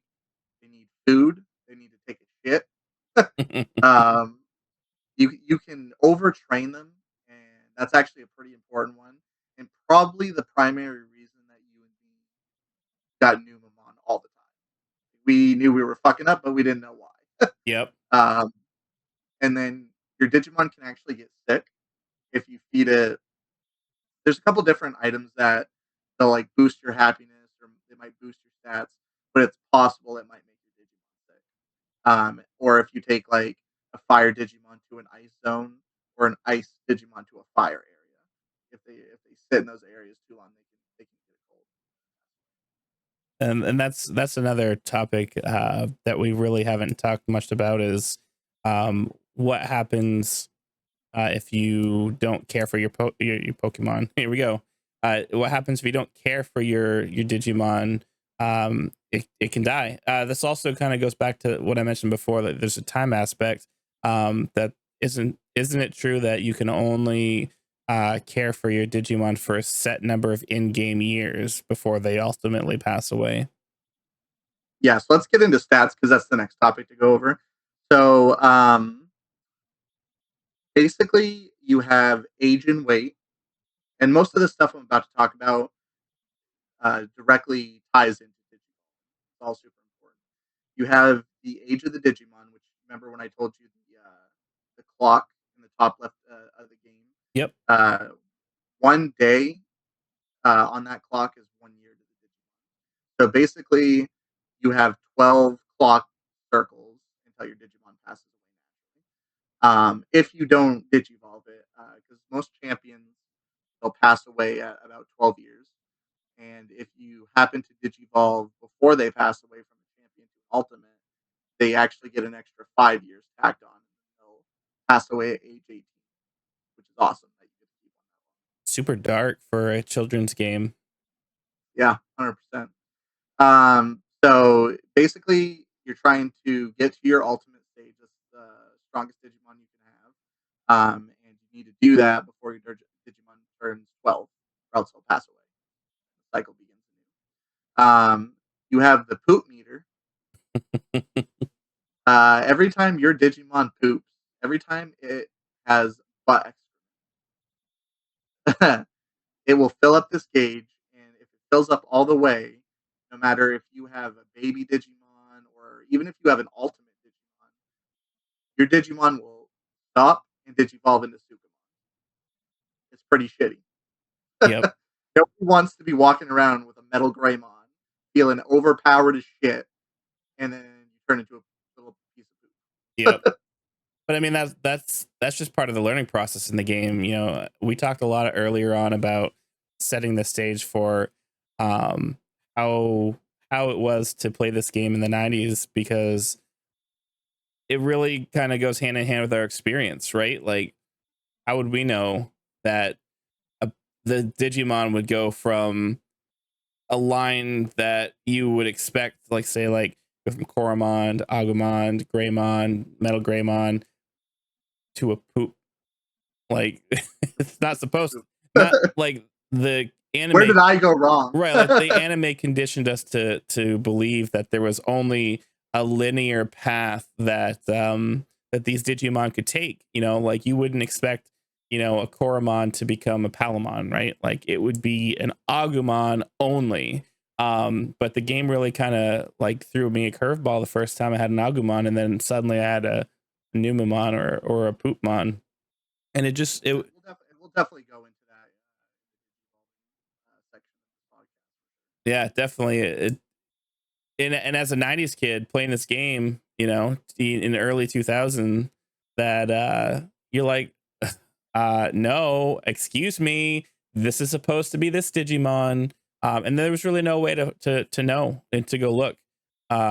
Game facts was a thing, but it took weeks, months, sometimes, a couple of years for some games to get, an article by some guy who, felt the need to go on and post on a forum, basically like a notepad article online for, my strategy guide on how to play this game. So we really played it blindly and got super confused whenever something didn't go right with some of these games. And I think it really hurt my experience, and really did not allow me to get into it like I really probably should have. It sounds like there's a lot more to the game than I would have expected. Given that there's a lot of rhyme and I want to reason. get definitely. I want to get this one thing I'm about to talk about later on when it comes to talking about digivolving. But one of the stats that is actually hidden, it's pretty shitty that it's hidden because it's one of the most important stats in the game, and there's no way to keep track of it. It's completely hidden. But every time that you have what's called a care mistake, it influences how your Digimon evolves. Mm, Pooping is the care mistake. Pooping is the only one that actually has a bar to show you like how close you are to becoming Sukamon. But even that doesn't give you an actual number, which is what is actually needed to track what you need in order to evolve to a certain Digimon. So one of the most important things of the game is hidden. wonderful. Yeah. But yeah, that's pretty much. You have your stats of your Digimon. There's a bunch of them. You have HP, NP, just like in most RPGs, it's your magic points. In order to use moves, it requires NP.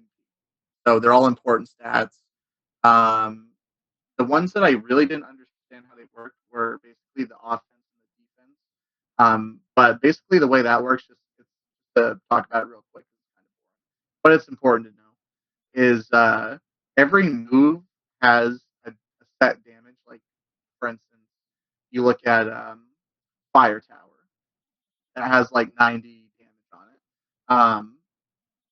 Even that has a hidden range. When it says 90, it could mean anywhere from like 80 to 120, and that's just random. It's like almost like a range of what the damage will do. And then anything that's offense stacks onto that number, and anything that's defense tracks to that number. So just for basic math, if you have a Digimon that has 800 offense and you use a 90 damage move against a Digimon that has 100 defense, you're going to do like 700 damage with that move. And most of the stats are I think they maxed out at 999, but good luck ever getting there. Right. Yeah, I mean, the thing with a lot of these types of games is they have a lot of background, mechanics that we don't see as players, and some that we should. I mean, Pokemon's a good example of a lot of mechanics that happen in the background that we just don't see. Especially like EV points and stuff like that. It's just you kind of have to know it. Yeah, exactly. 100%. That's a good comparison. And then going into the last thing on the stat screen is your life. Your Digimon starts with 3 hearts. Those are its life. If your Digimon dies in battle 3 times, that's like one of the worst things that can happen. Because if your Digimon dies in battle and loses all 3 hearts, when it comes back to life, number one, you don't get to choose the egg. There's 4 different eggs to choose from whenever your Digimon reincarnates. those eggs will obviously give you different Digimon Digivolving paths. So if your Digimon dies in battle, you don't get to choose your egg; it chooses for you. But the worst thing is that any techniques that you've learned along the way, most of them will disappear, and that sucks. That does suck. So definitely don't die in this game. Try not to die under any cost, except for a tiny segue I'll throw in. I think it's Pokemon or Devimon. Every time a Digimon dies, you actually do have like a 30% chance to Digivolve to one of those Digimon right when you come back. Well, that's good. I mean, it sounds like So it gives you almost that'd like be like a, the only reason you want to.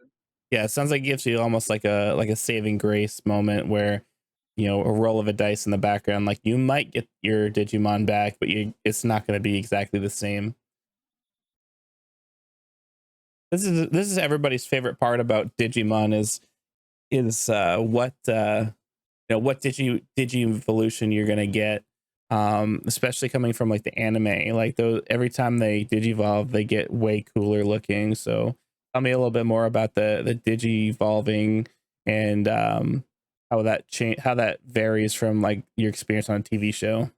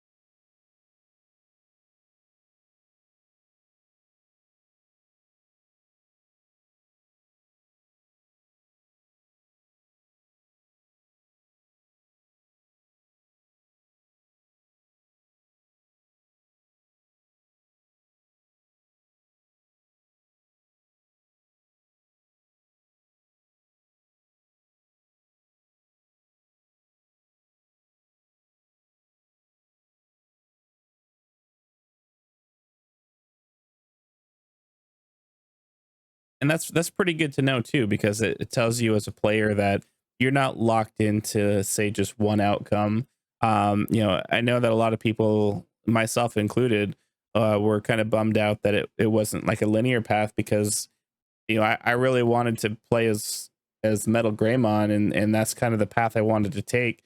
And of course, you know, from the experience of playing Pokemon, like that was the experience. It was the same. There were no variations. But I guess with a game like this, where you have to spend a little bit of time, you know, really kind of getting to know your partner, you know, it's nice to be able to kind of branch out and experience different builds as you play through, and kind of be able to switch it up, like if you want to go in a different direction partway through, or play it a little bit differently. It gives you a little bit more flexibility to have a new experience should you decide to go in a different direction.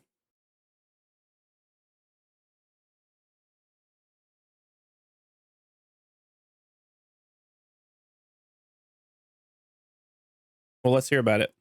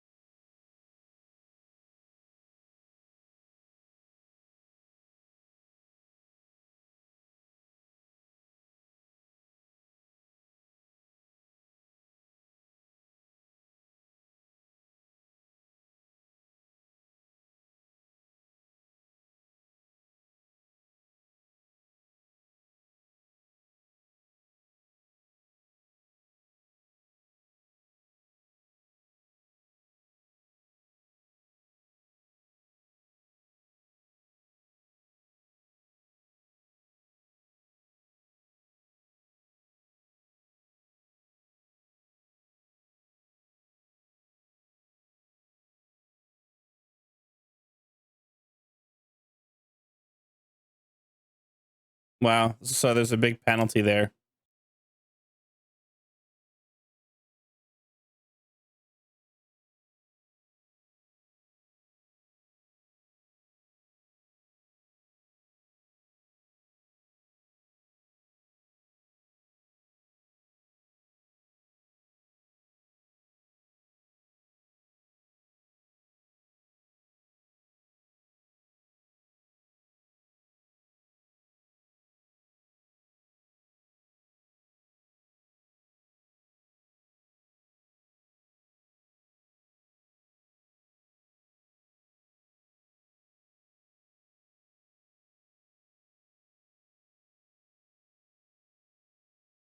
Wow.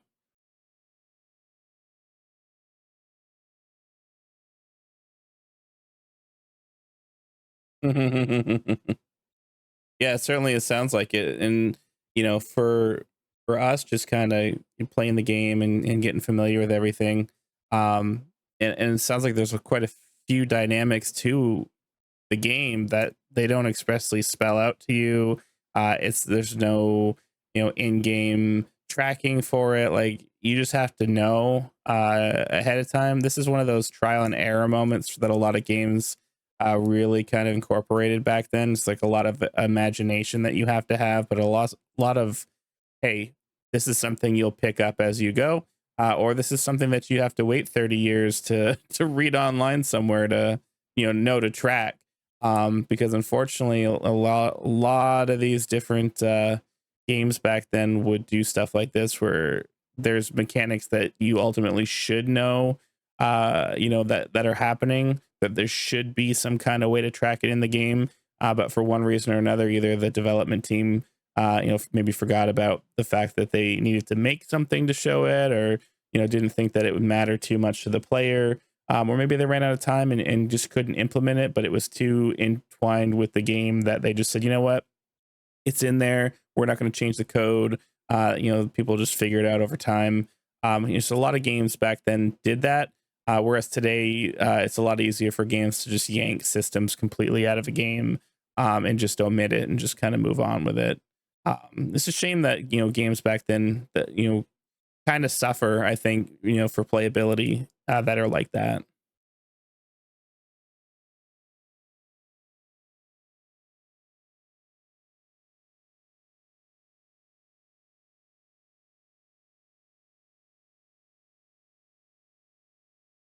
Yep.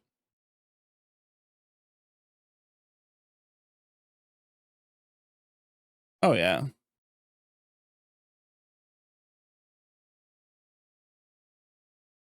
Hmm.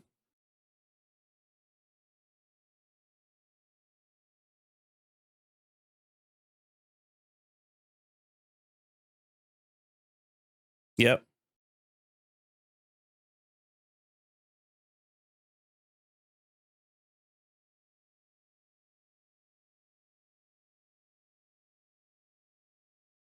Oh geez.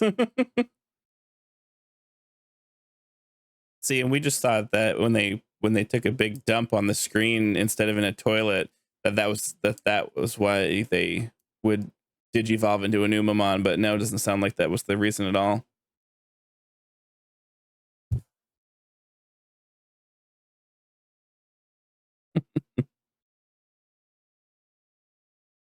Yeah, no, absolutely, and I think that a well thought out tutorial, or several tutorials throughout the game, that kind of delved in, some kind of NPC that would explain a little bit more about how the mechanics work that you really rely on. It was one thing to um for them to not tell you. It's another thing for you have to figure it out through trial and error and go 30 years without ever knowing. There's got to be something that at least tells you that this is an important thing to keep in mind. But it was very much like the Tamagotchi, man. Like Tamagotchis came out and you just hit buttons, but there were far fewer of them, and the mechanic was you you give them exercises, you give them walkies, and you give them food, and they sleep, and that's it. With this game, it sounds like there's a lot of really convoluted, very complicated processes that you really have to know, or else you're gonna have a really poor time playing the game. So this, for anyone watching that might be thinking about getting in and trying this game out, definitely look up some guides. You're gonna want to understand some of these gameplay mechanics. As you're playing, maybe have something open so that you can understand it. Do a little research beforehand so that when you play, you're not going to feel really like you're the blind leading the blind out there, because for me it was not a fun experience. But if you know these things ahead of time, yeah, yeah, if you have the knowledge ahead of time that you're going to look out for some of these different mechanics and kind of know what to look for, I think your experience will definitely be pretty positive from the sounds of it.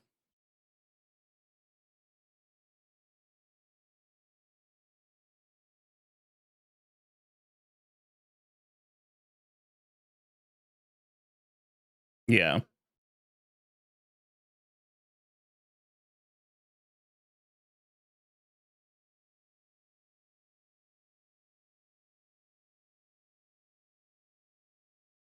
definitely. So what else do you have to go over for Digimon Care and Digivolving?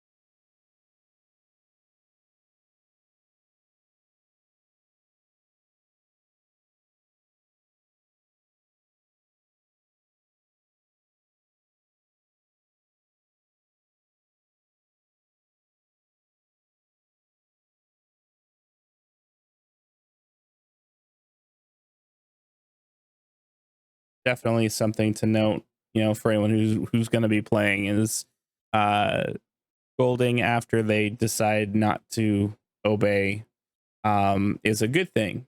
So definitely, it's like raising a kid. You gotta teach them, and if they act out, you gotta make them act right. And if they act right, then they'll grow up to be big and strong. Yep.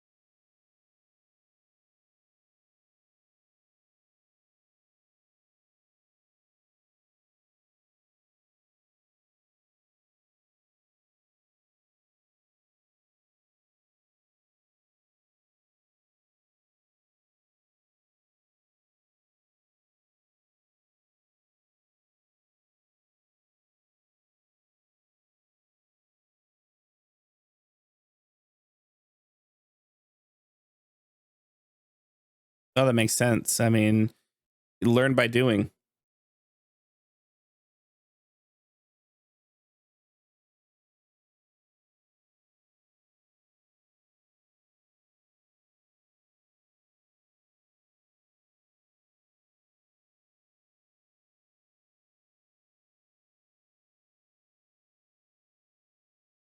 Hmm.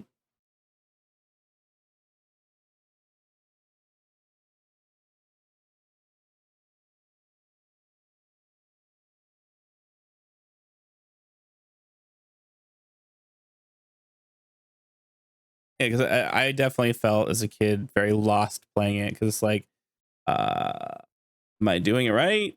I must be doing it right, right? Oh, another Numamon. Guess not.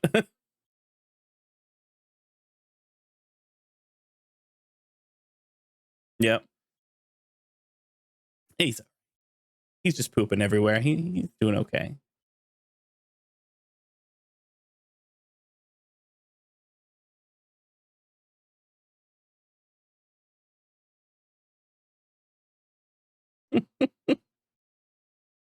I do recall that.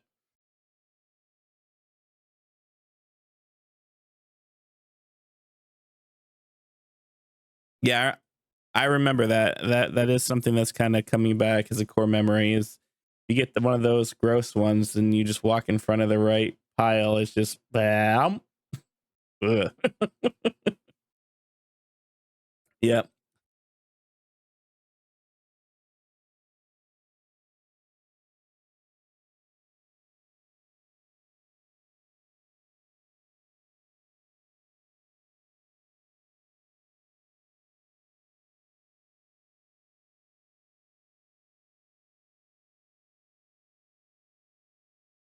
Yeah, yeah, it definitely sounds like it. It's kind of like playing on a little bit more on autopilot rather than having to, you know, go in and select the same thing over and over again through a menu system. It sounds like it just makes it like available right there for you.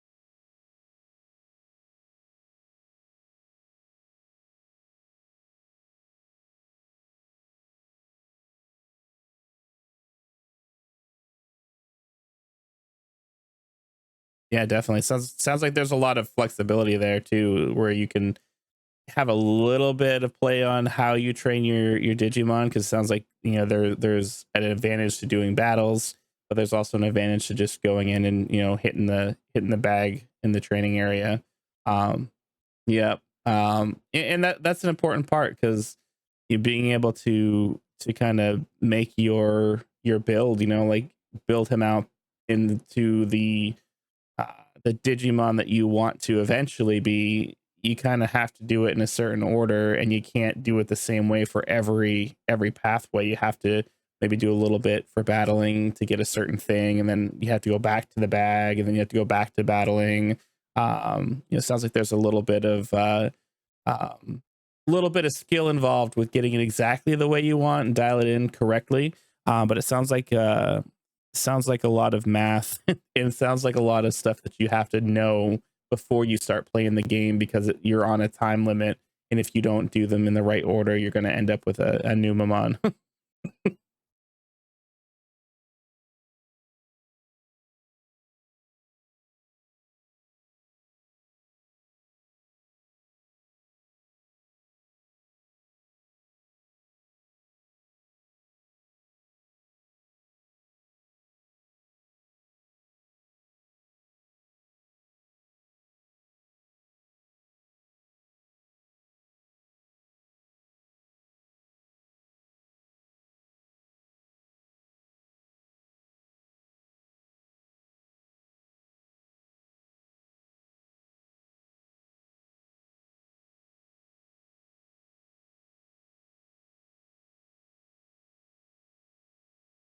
Yep.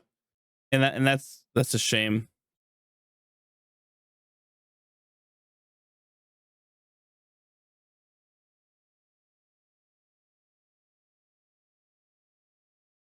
You think so?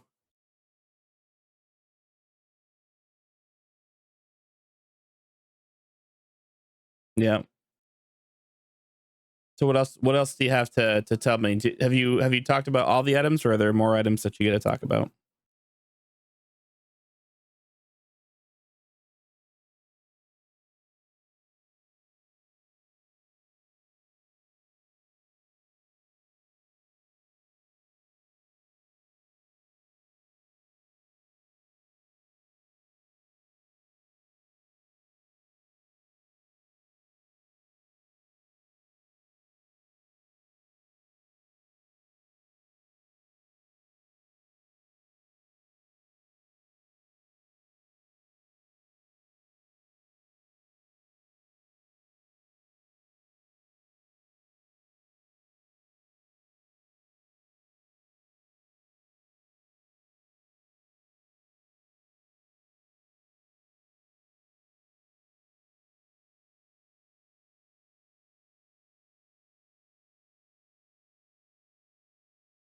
Oh, cool.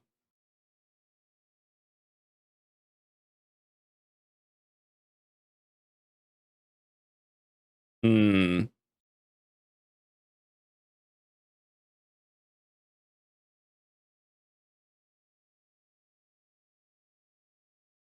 Right.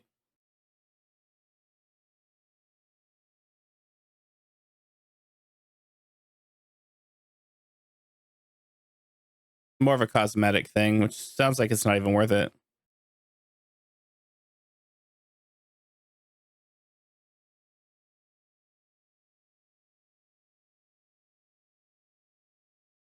Oh, you know what else I'm thinking of too is if you're talking about like end game, and you need a specific kind of Digimon, like let's say you've got a Metal Greymon or something, and you really kind of need to go across to a different one to kind of get to the next area or the next zone or whatever you might need it for. Being able to just quickly just change appearance and get to that other type of Digimon, that might actually make it a lot easier to do than having to go and train one up from the ground up. I think that's probably, yeah, it's probably why they do that. It's less of a, hey, this is a, a easy way to go from like champion up. This is more of a less to make like a lateral move that rather than a step up.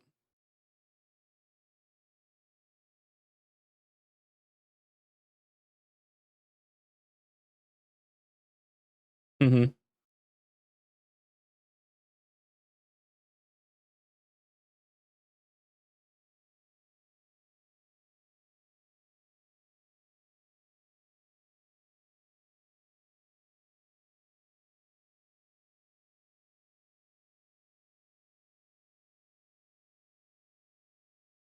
Can you go back and can you repeat that?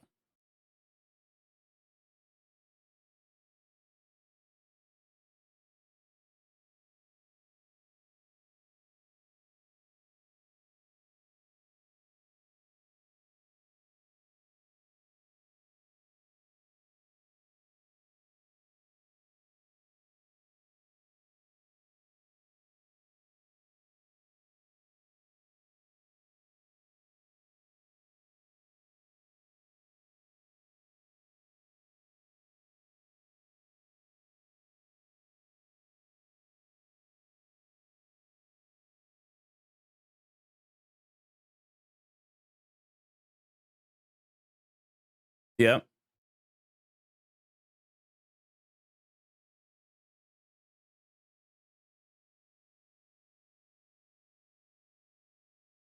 Oh, that's huge. That's going to allow you to train that much faster. That's going to allow you to extend the usefulness life of your Digimon. Because let's face it, by the time you get to a certain age, and then you finally, get to Digivolve to the next step, and then the next step, you must be running out of life left. So you're really kind of on the wire at that point.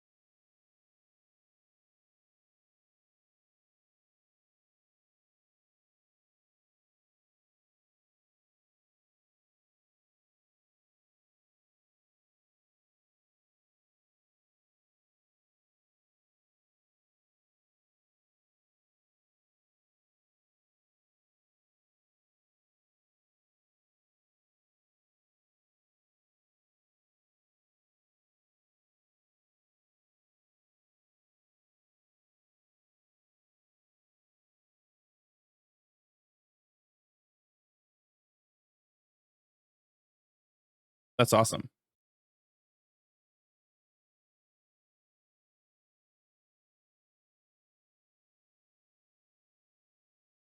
Excellent.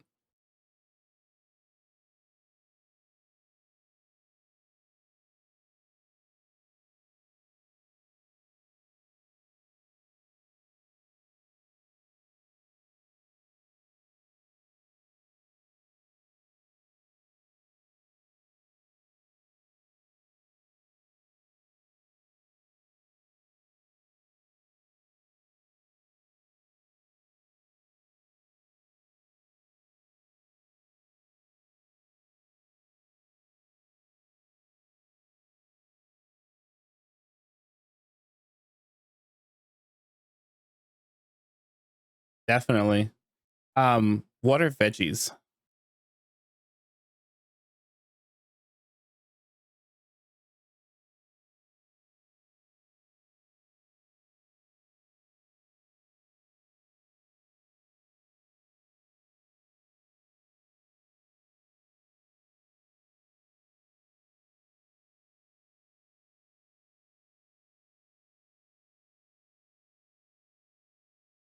Oh, okay. Makes sense. So basically, instead of having like a meat vendor, he's your veggie vendor, and it's basically the same exact thing. It's um, just to make him hungry, not hungry anymore.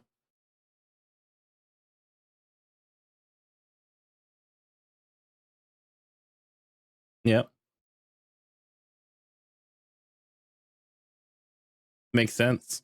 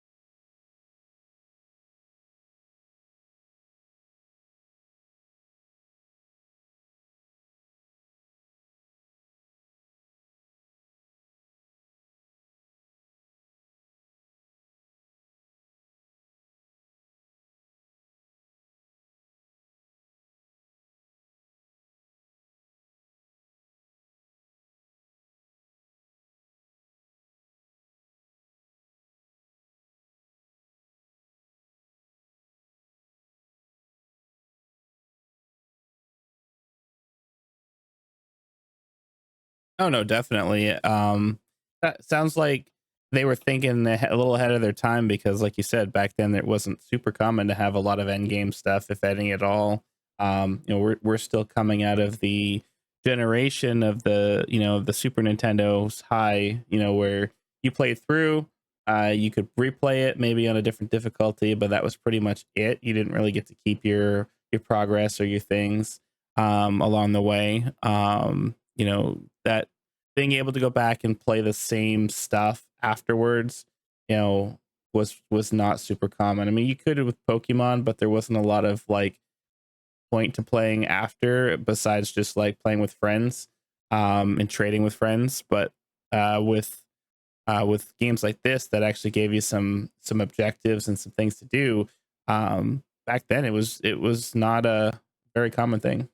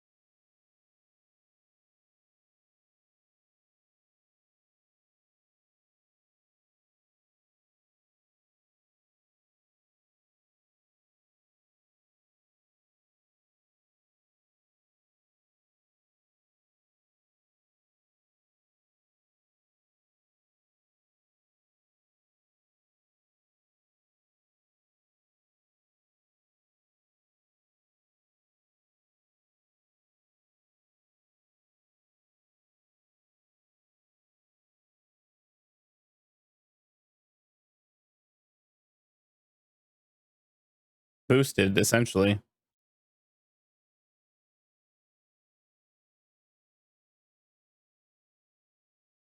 Makes sense. Um, yeah, I mean this is all stuff outside of my wheelhouse because there's just nothing. I never played to the end game, let alone past the first area. Talk a little bit about if you have much to talk about the different areas of the game because I don't think we touched on that much.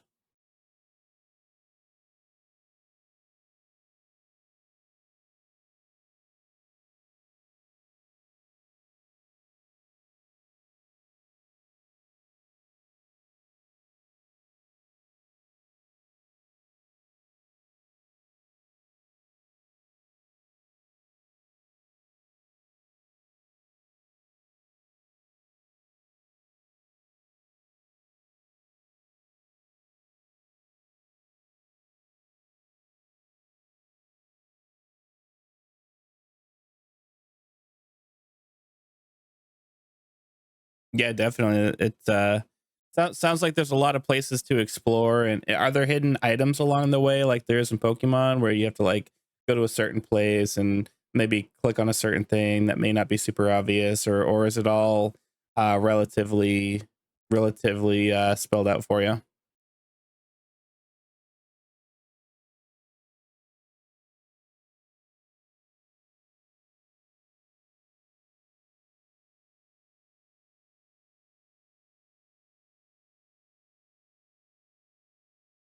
Yeah.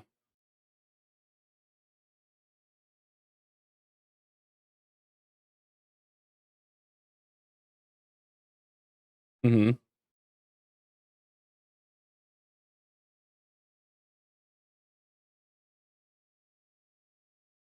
Well, that's good. It sounds like there's reason to kind of go to every area and look around because there might be something there that you might need.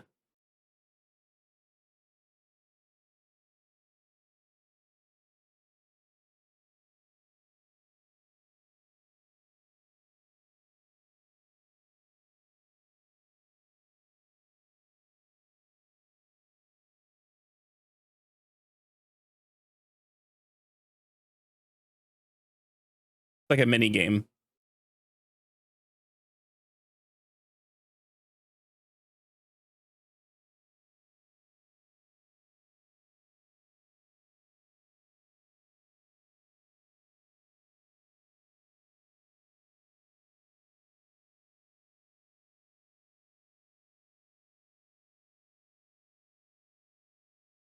Yep. Oh wow.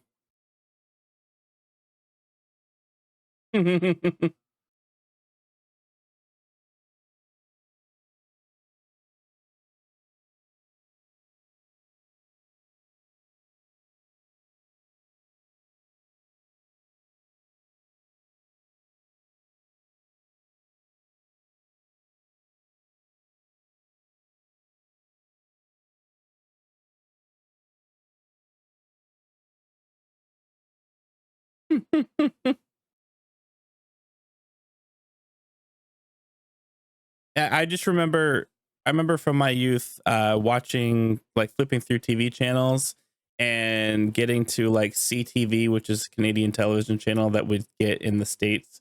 And every once in a while it looked like um it looked basically like it was definitely on ice, you know. They held like a it's like bowl it was like ice bowling, you know. But I'd see it on the CTV every so often that people will be playing it. I always thought it was just like a Canadian game that mostly was played there, but I guess it's popular in a lot of areas, but it's not like one of those games that you know that you just the average person would be like, oh yeah, I can't wait to go curling this weekend. You know, it's definitely yeah, it's definitely a competition, you know, a competition game, but it's not just something that the average person's gonna go join a league locally. Maybe maybe in Canada where they always have a hockey rink or something, but yeah. Oh, look, it looks like fun.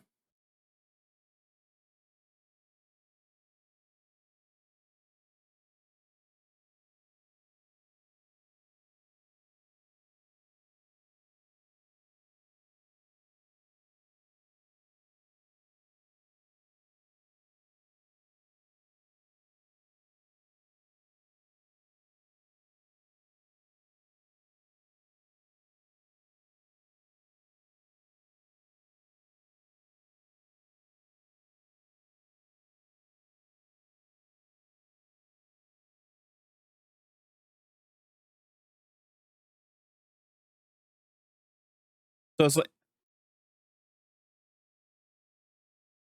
so it's like a little competition. You can take what you can take all the power that you have, and if you get through the challenges that they have in front of you, then you get, you know, some kind of an item or maybe a food or something that gives you an advantage later in the game.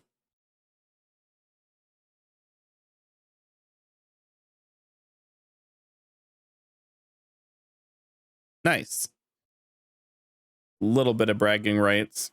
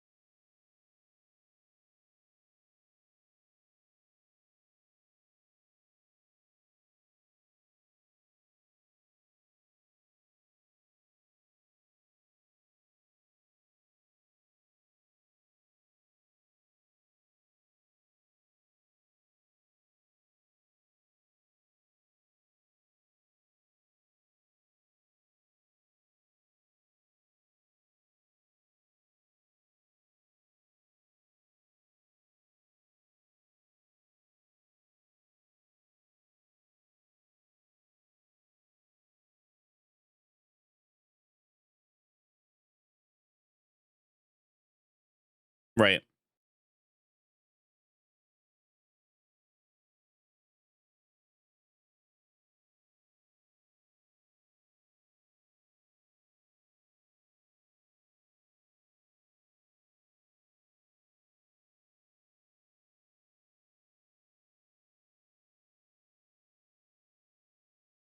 Hmm.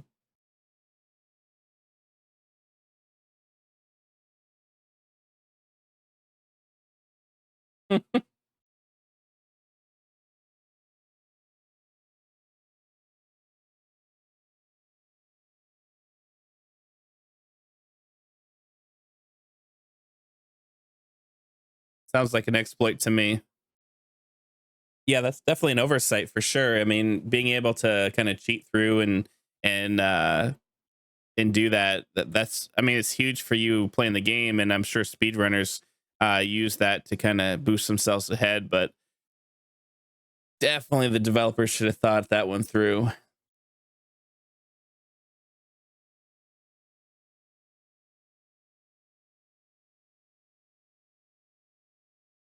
Yep.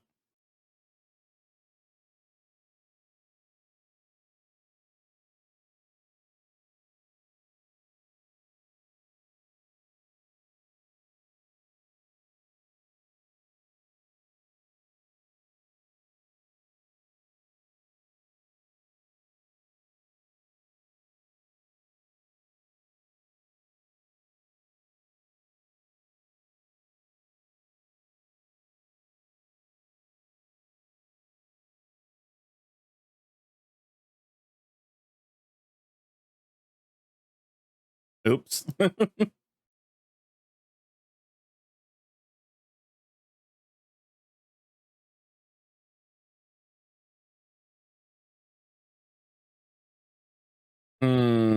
That's the worst.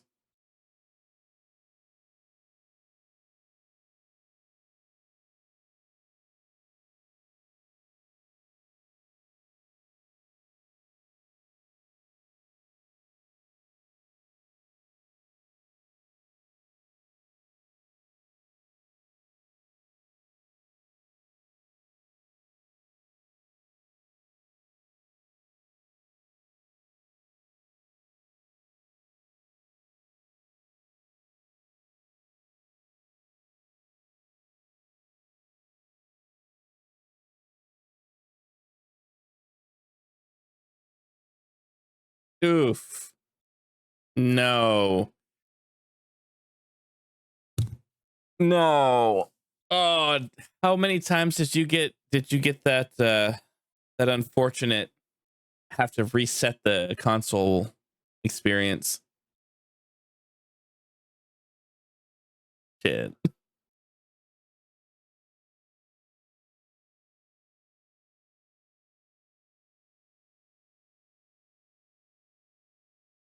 Oof. It hurts just hearing it. Yep. And those games didn't autosave either.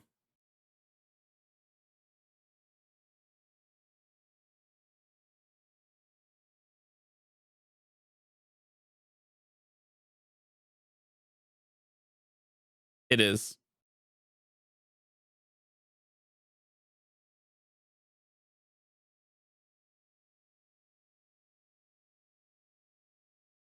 That sucks.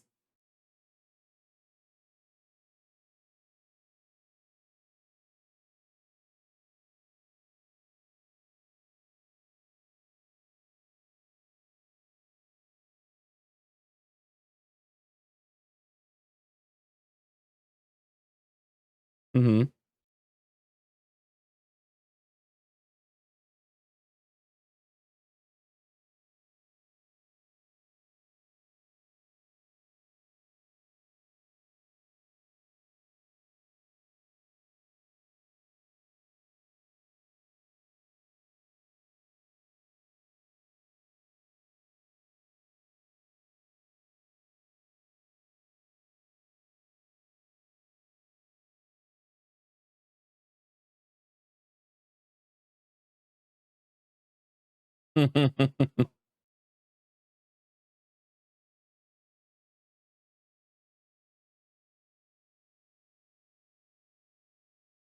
Well, I'm glad to hear that you had a really positive experience, and definitely I'm not, if I'm not mistaken, was this your first time actually um going through and beating the whole game at all, or did you, have you beaten this game before? So this is you going back several years, would you say a decade or less than that? Yeah.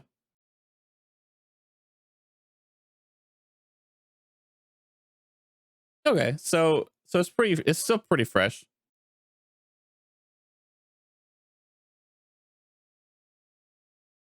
Well, that's, well, of course. Well, I'm glad that you recorded it this time. We have video evidence that you played through the whole game, that you beat the game, that you played through some post game stuff. All for the videos, and certainly appreciate that you did that, because I know that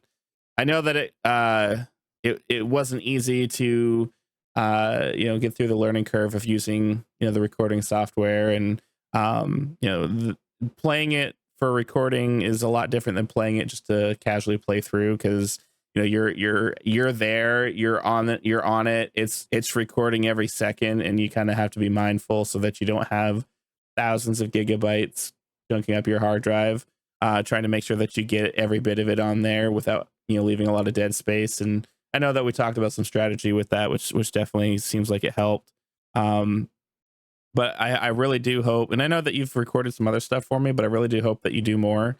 Not just for me, but for you. I think that this may not be your career goal or anything, but it's certainly a lot of fun going through and putting that content up. I enjoy editing it and seeing people enjoy you playing the game. And I know that in the past you've played Paper Mario. You did a hammers only run. That was really good. I know a lot of people have seen it, but a lot of people haven't. You definitely had a lot of fun, and that was a commentary playthrough that you did. I would like to see you do more commentary playthroughs, because I think that the context and banter you bring to your recordings is really fun. And doing the podcast this time, I think, was actually a really cool way for me to get involved in it without actually playing the game, but also gave us something for variety, to do on the channel, because I had done a podcast before, and I know that you were really like into wanting to do one. And at first, when you're like, let's do a Digimon World podcast, I'm like, oh, Digimon World. Can we pick something that we're both a lot more passionate about? But this is good. Learning new stuff from you on games that we shared in our childhood. I think that I think there's a lot of fun. I was looking forward to taking the time to sit down and talk about it. I know I planned for about an hour of footage for our podcast talk, and we've gone on for about 2.5 hours now. Yeah, more 2.5 times more, which is fine. We are gonna chop it up and cut it down to kind of clean up some of the yeah, we'll clean up the tangents, and we'll kind of reorganize some of the stuff, kind of put things right next to each other that makes sense. Like we talked about battling peppered throughout. I might move stuff around, I might not, but I certainly do appreciate you taking the time and getting all hooked up tonight and getting on video for the second time for me. I know that we did Diddy Kong Racing a couple years back, and that was your first time. That was a really fun time for me on stream, and having you here with me and playing a game that we really pumped a lot of hours into. Someday we'll have to do that again, but in the meantime we'll have to just have you continue coming on and being part of the live streams that I do on every other Wednesday, which actually tomorrow is a live stream. If you feel up to being here, you don't have to be on video or anything. I know how hard it's been just tonight, getting your video and audio to stay live, and a lot of the video footage from you is going to have to be overlaid by by the footage of the gameplay, because halfway through it decided to go south. But that's okay. We knew that we'd have to showcase.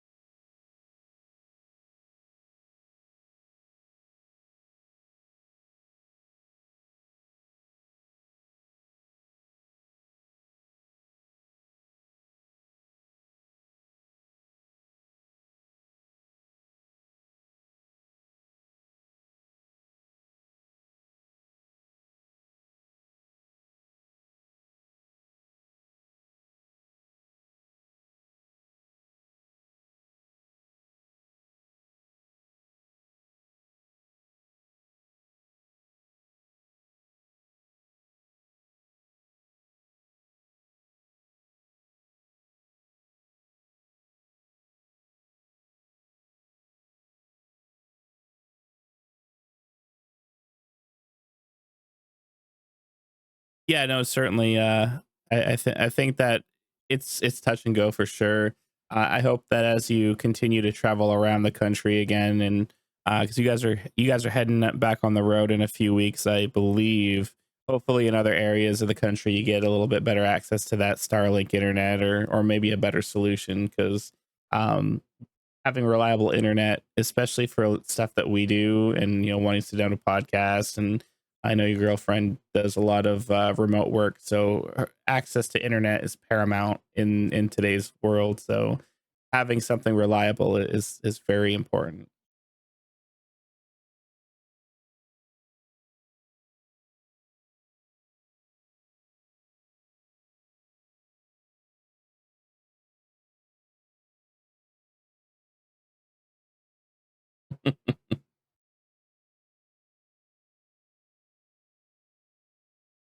Yep.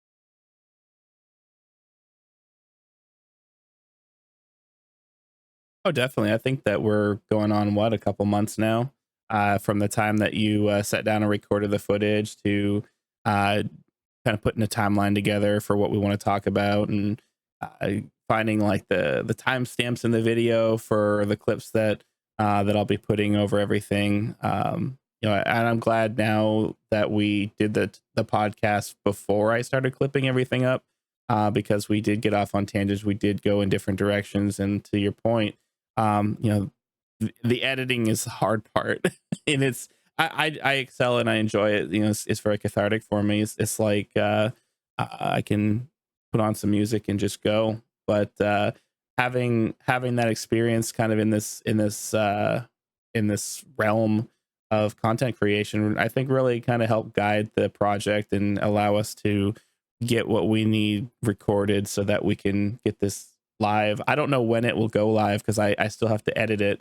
Um, but I think that it's going to be it'll be a fun project. It's not going to be perfect. You know, obviously your video on your side didn't go as planned, and I think for next time we'll have to set up your recording so that it records your camera locally, and then that way I can just snag it, just like we did with the video game recording. So otherwise, half of your camera won't be usable, and your audio should be okay. But your video is kind of choppy towards the end. Even right now, like if you're just sitting still, it's okay. But even blinking is like you turn into a big pixel monster.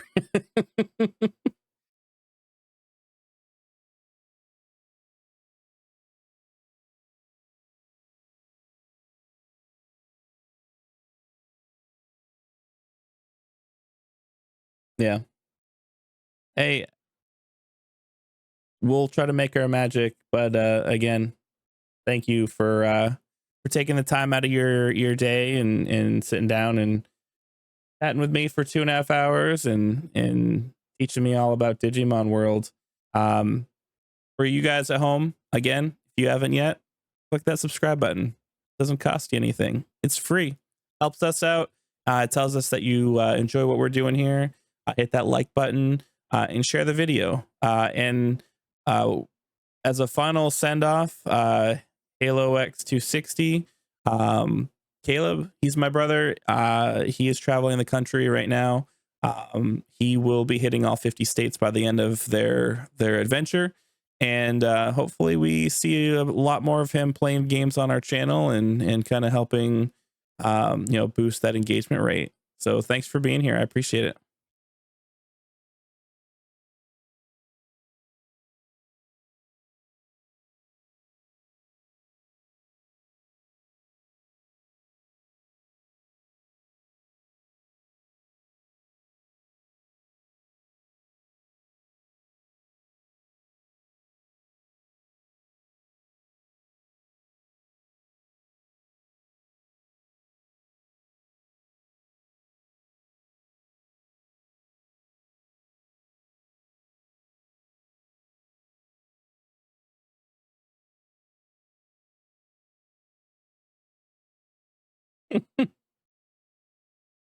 Absolutely. And this will be the first official podcast episode. The last one, it was kind of a pilot.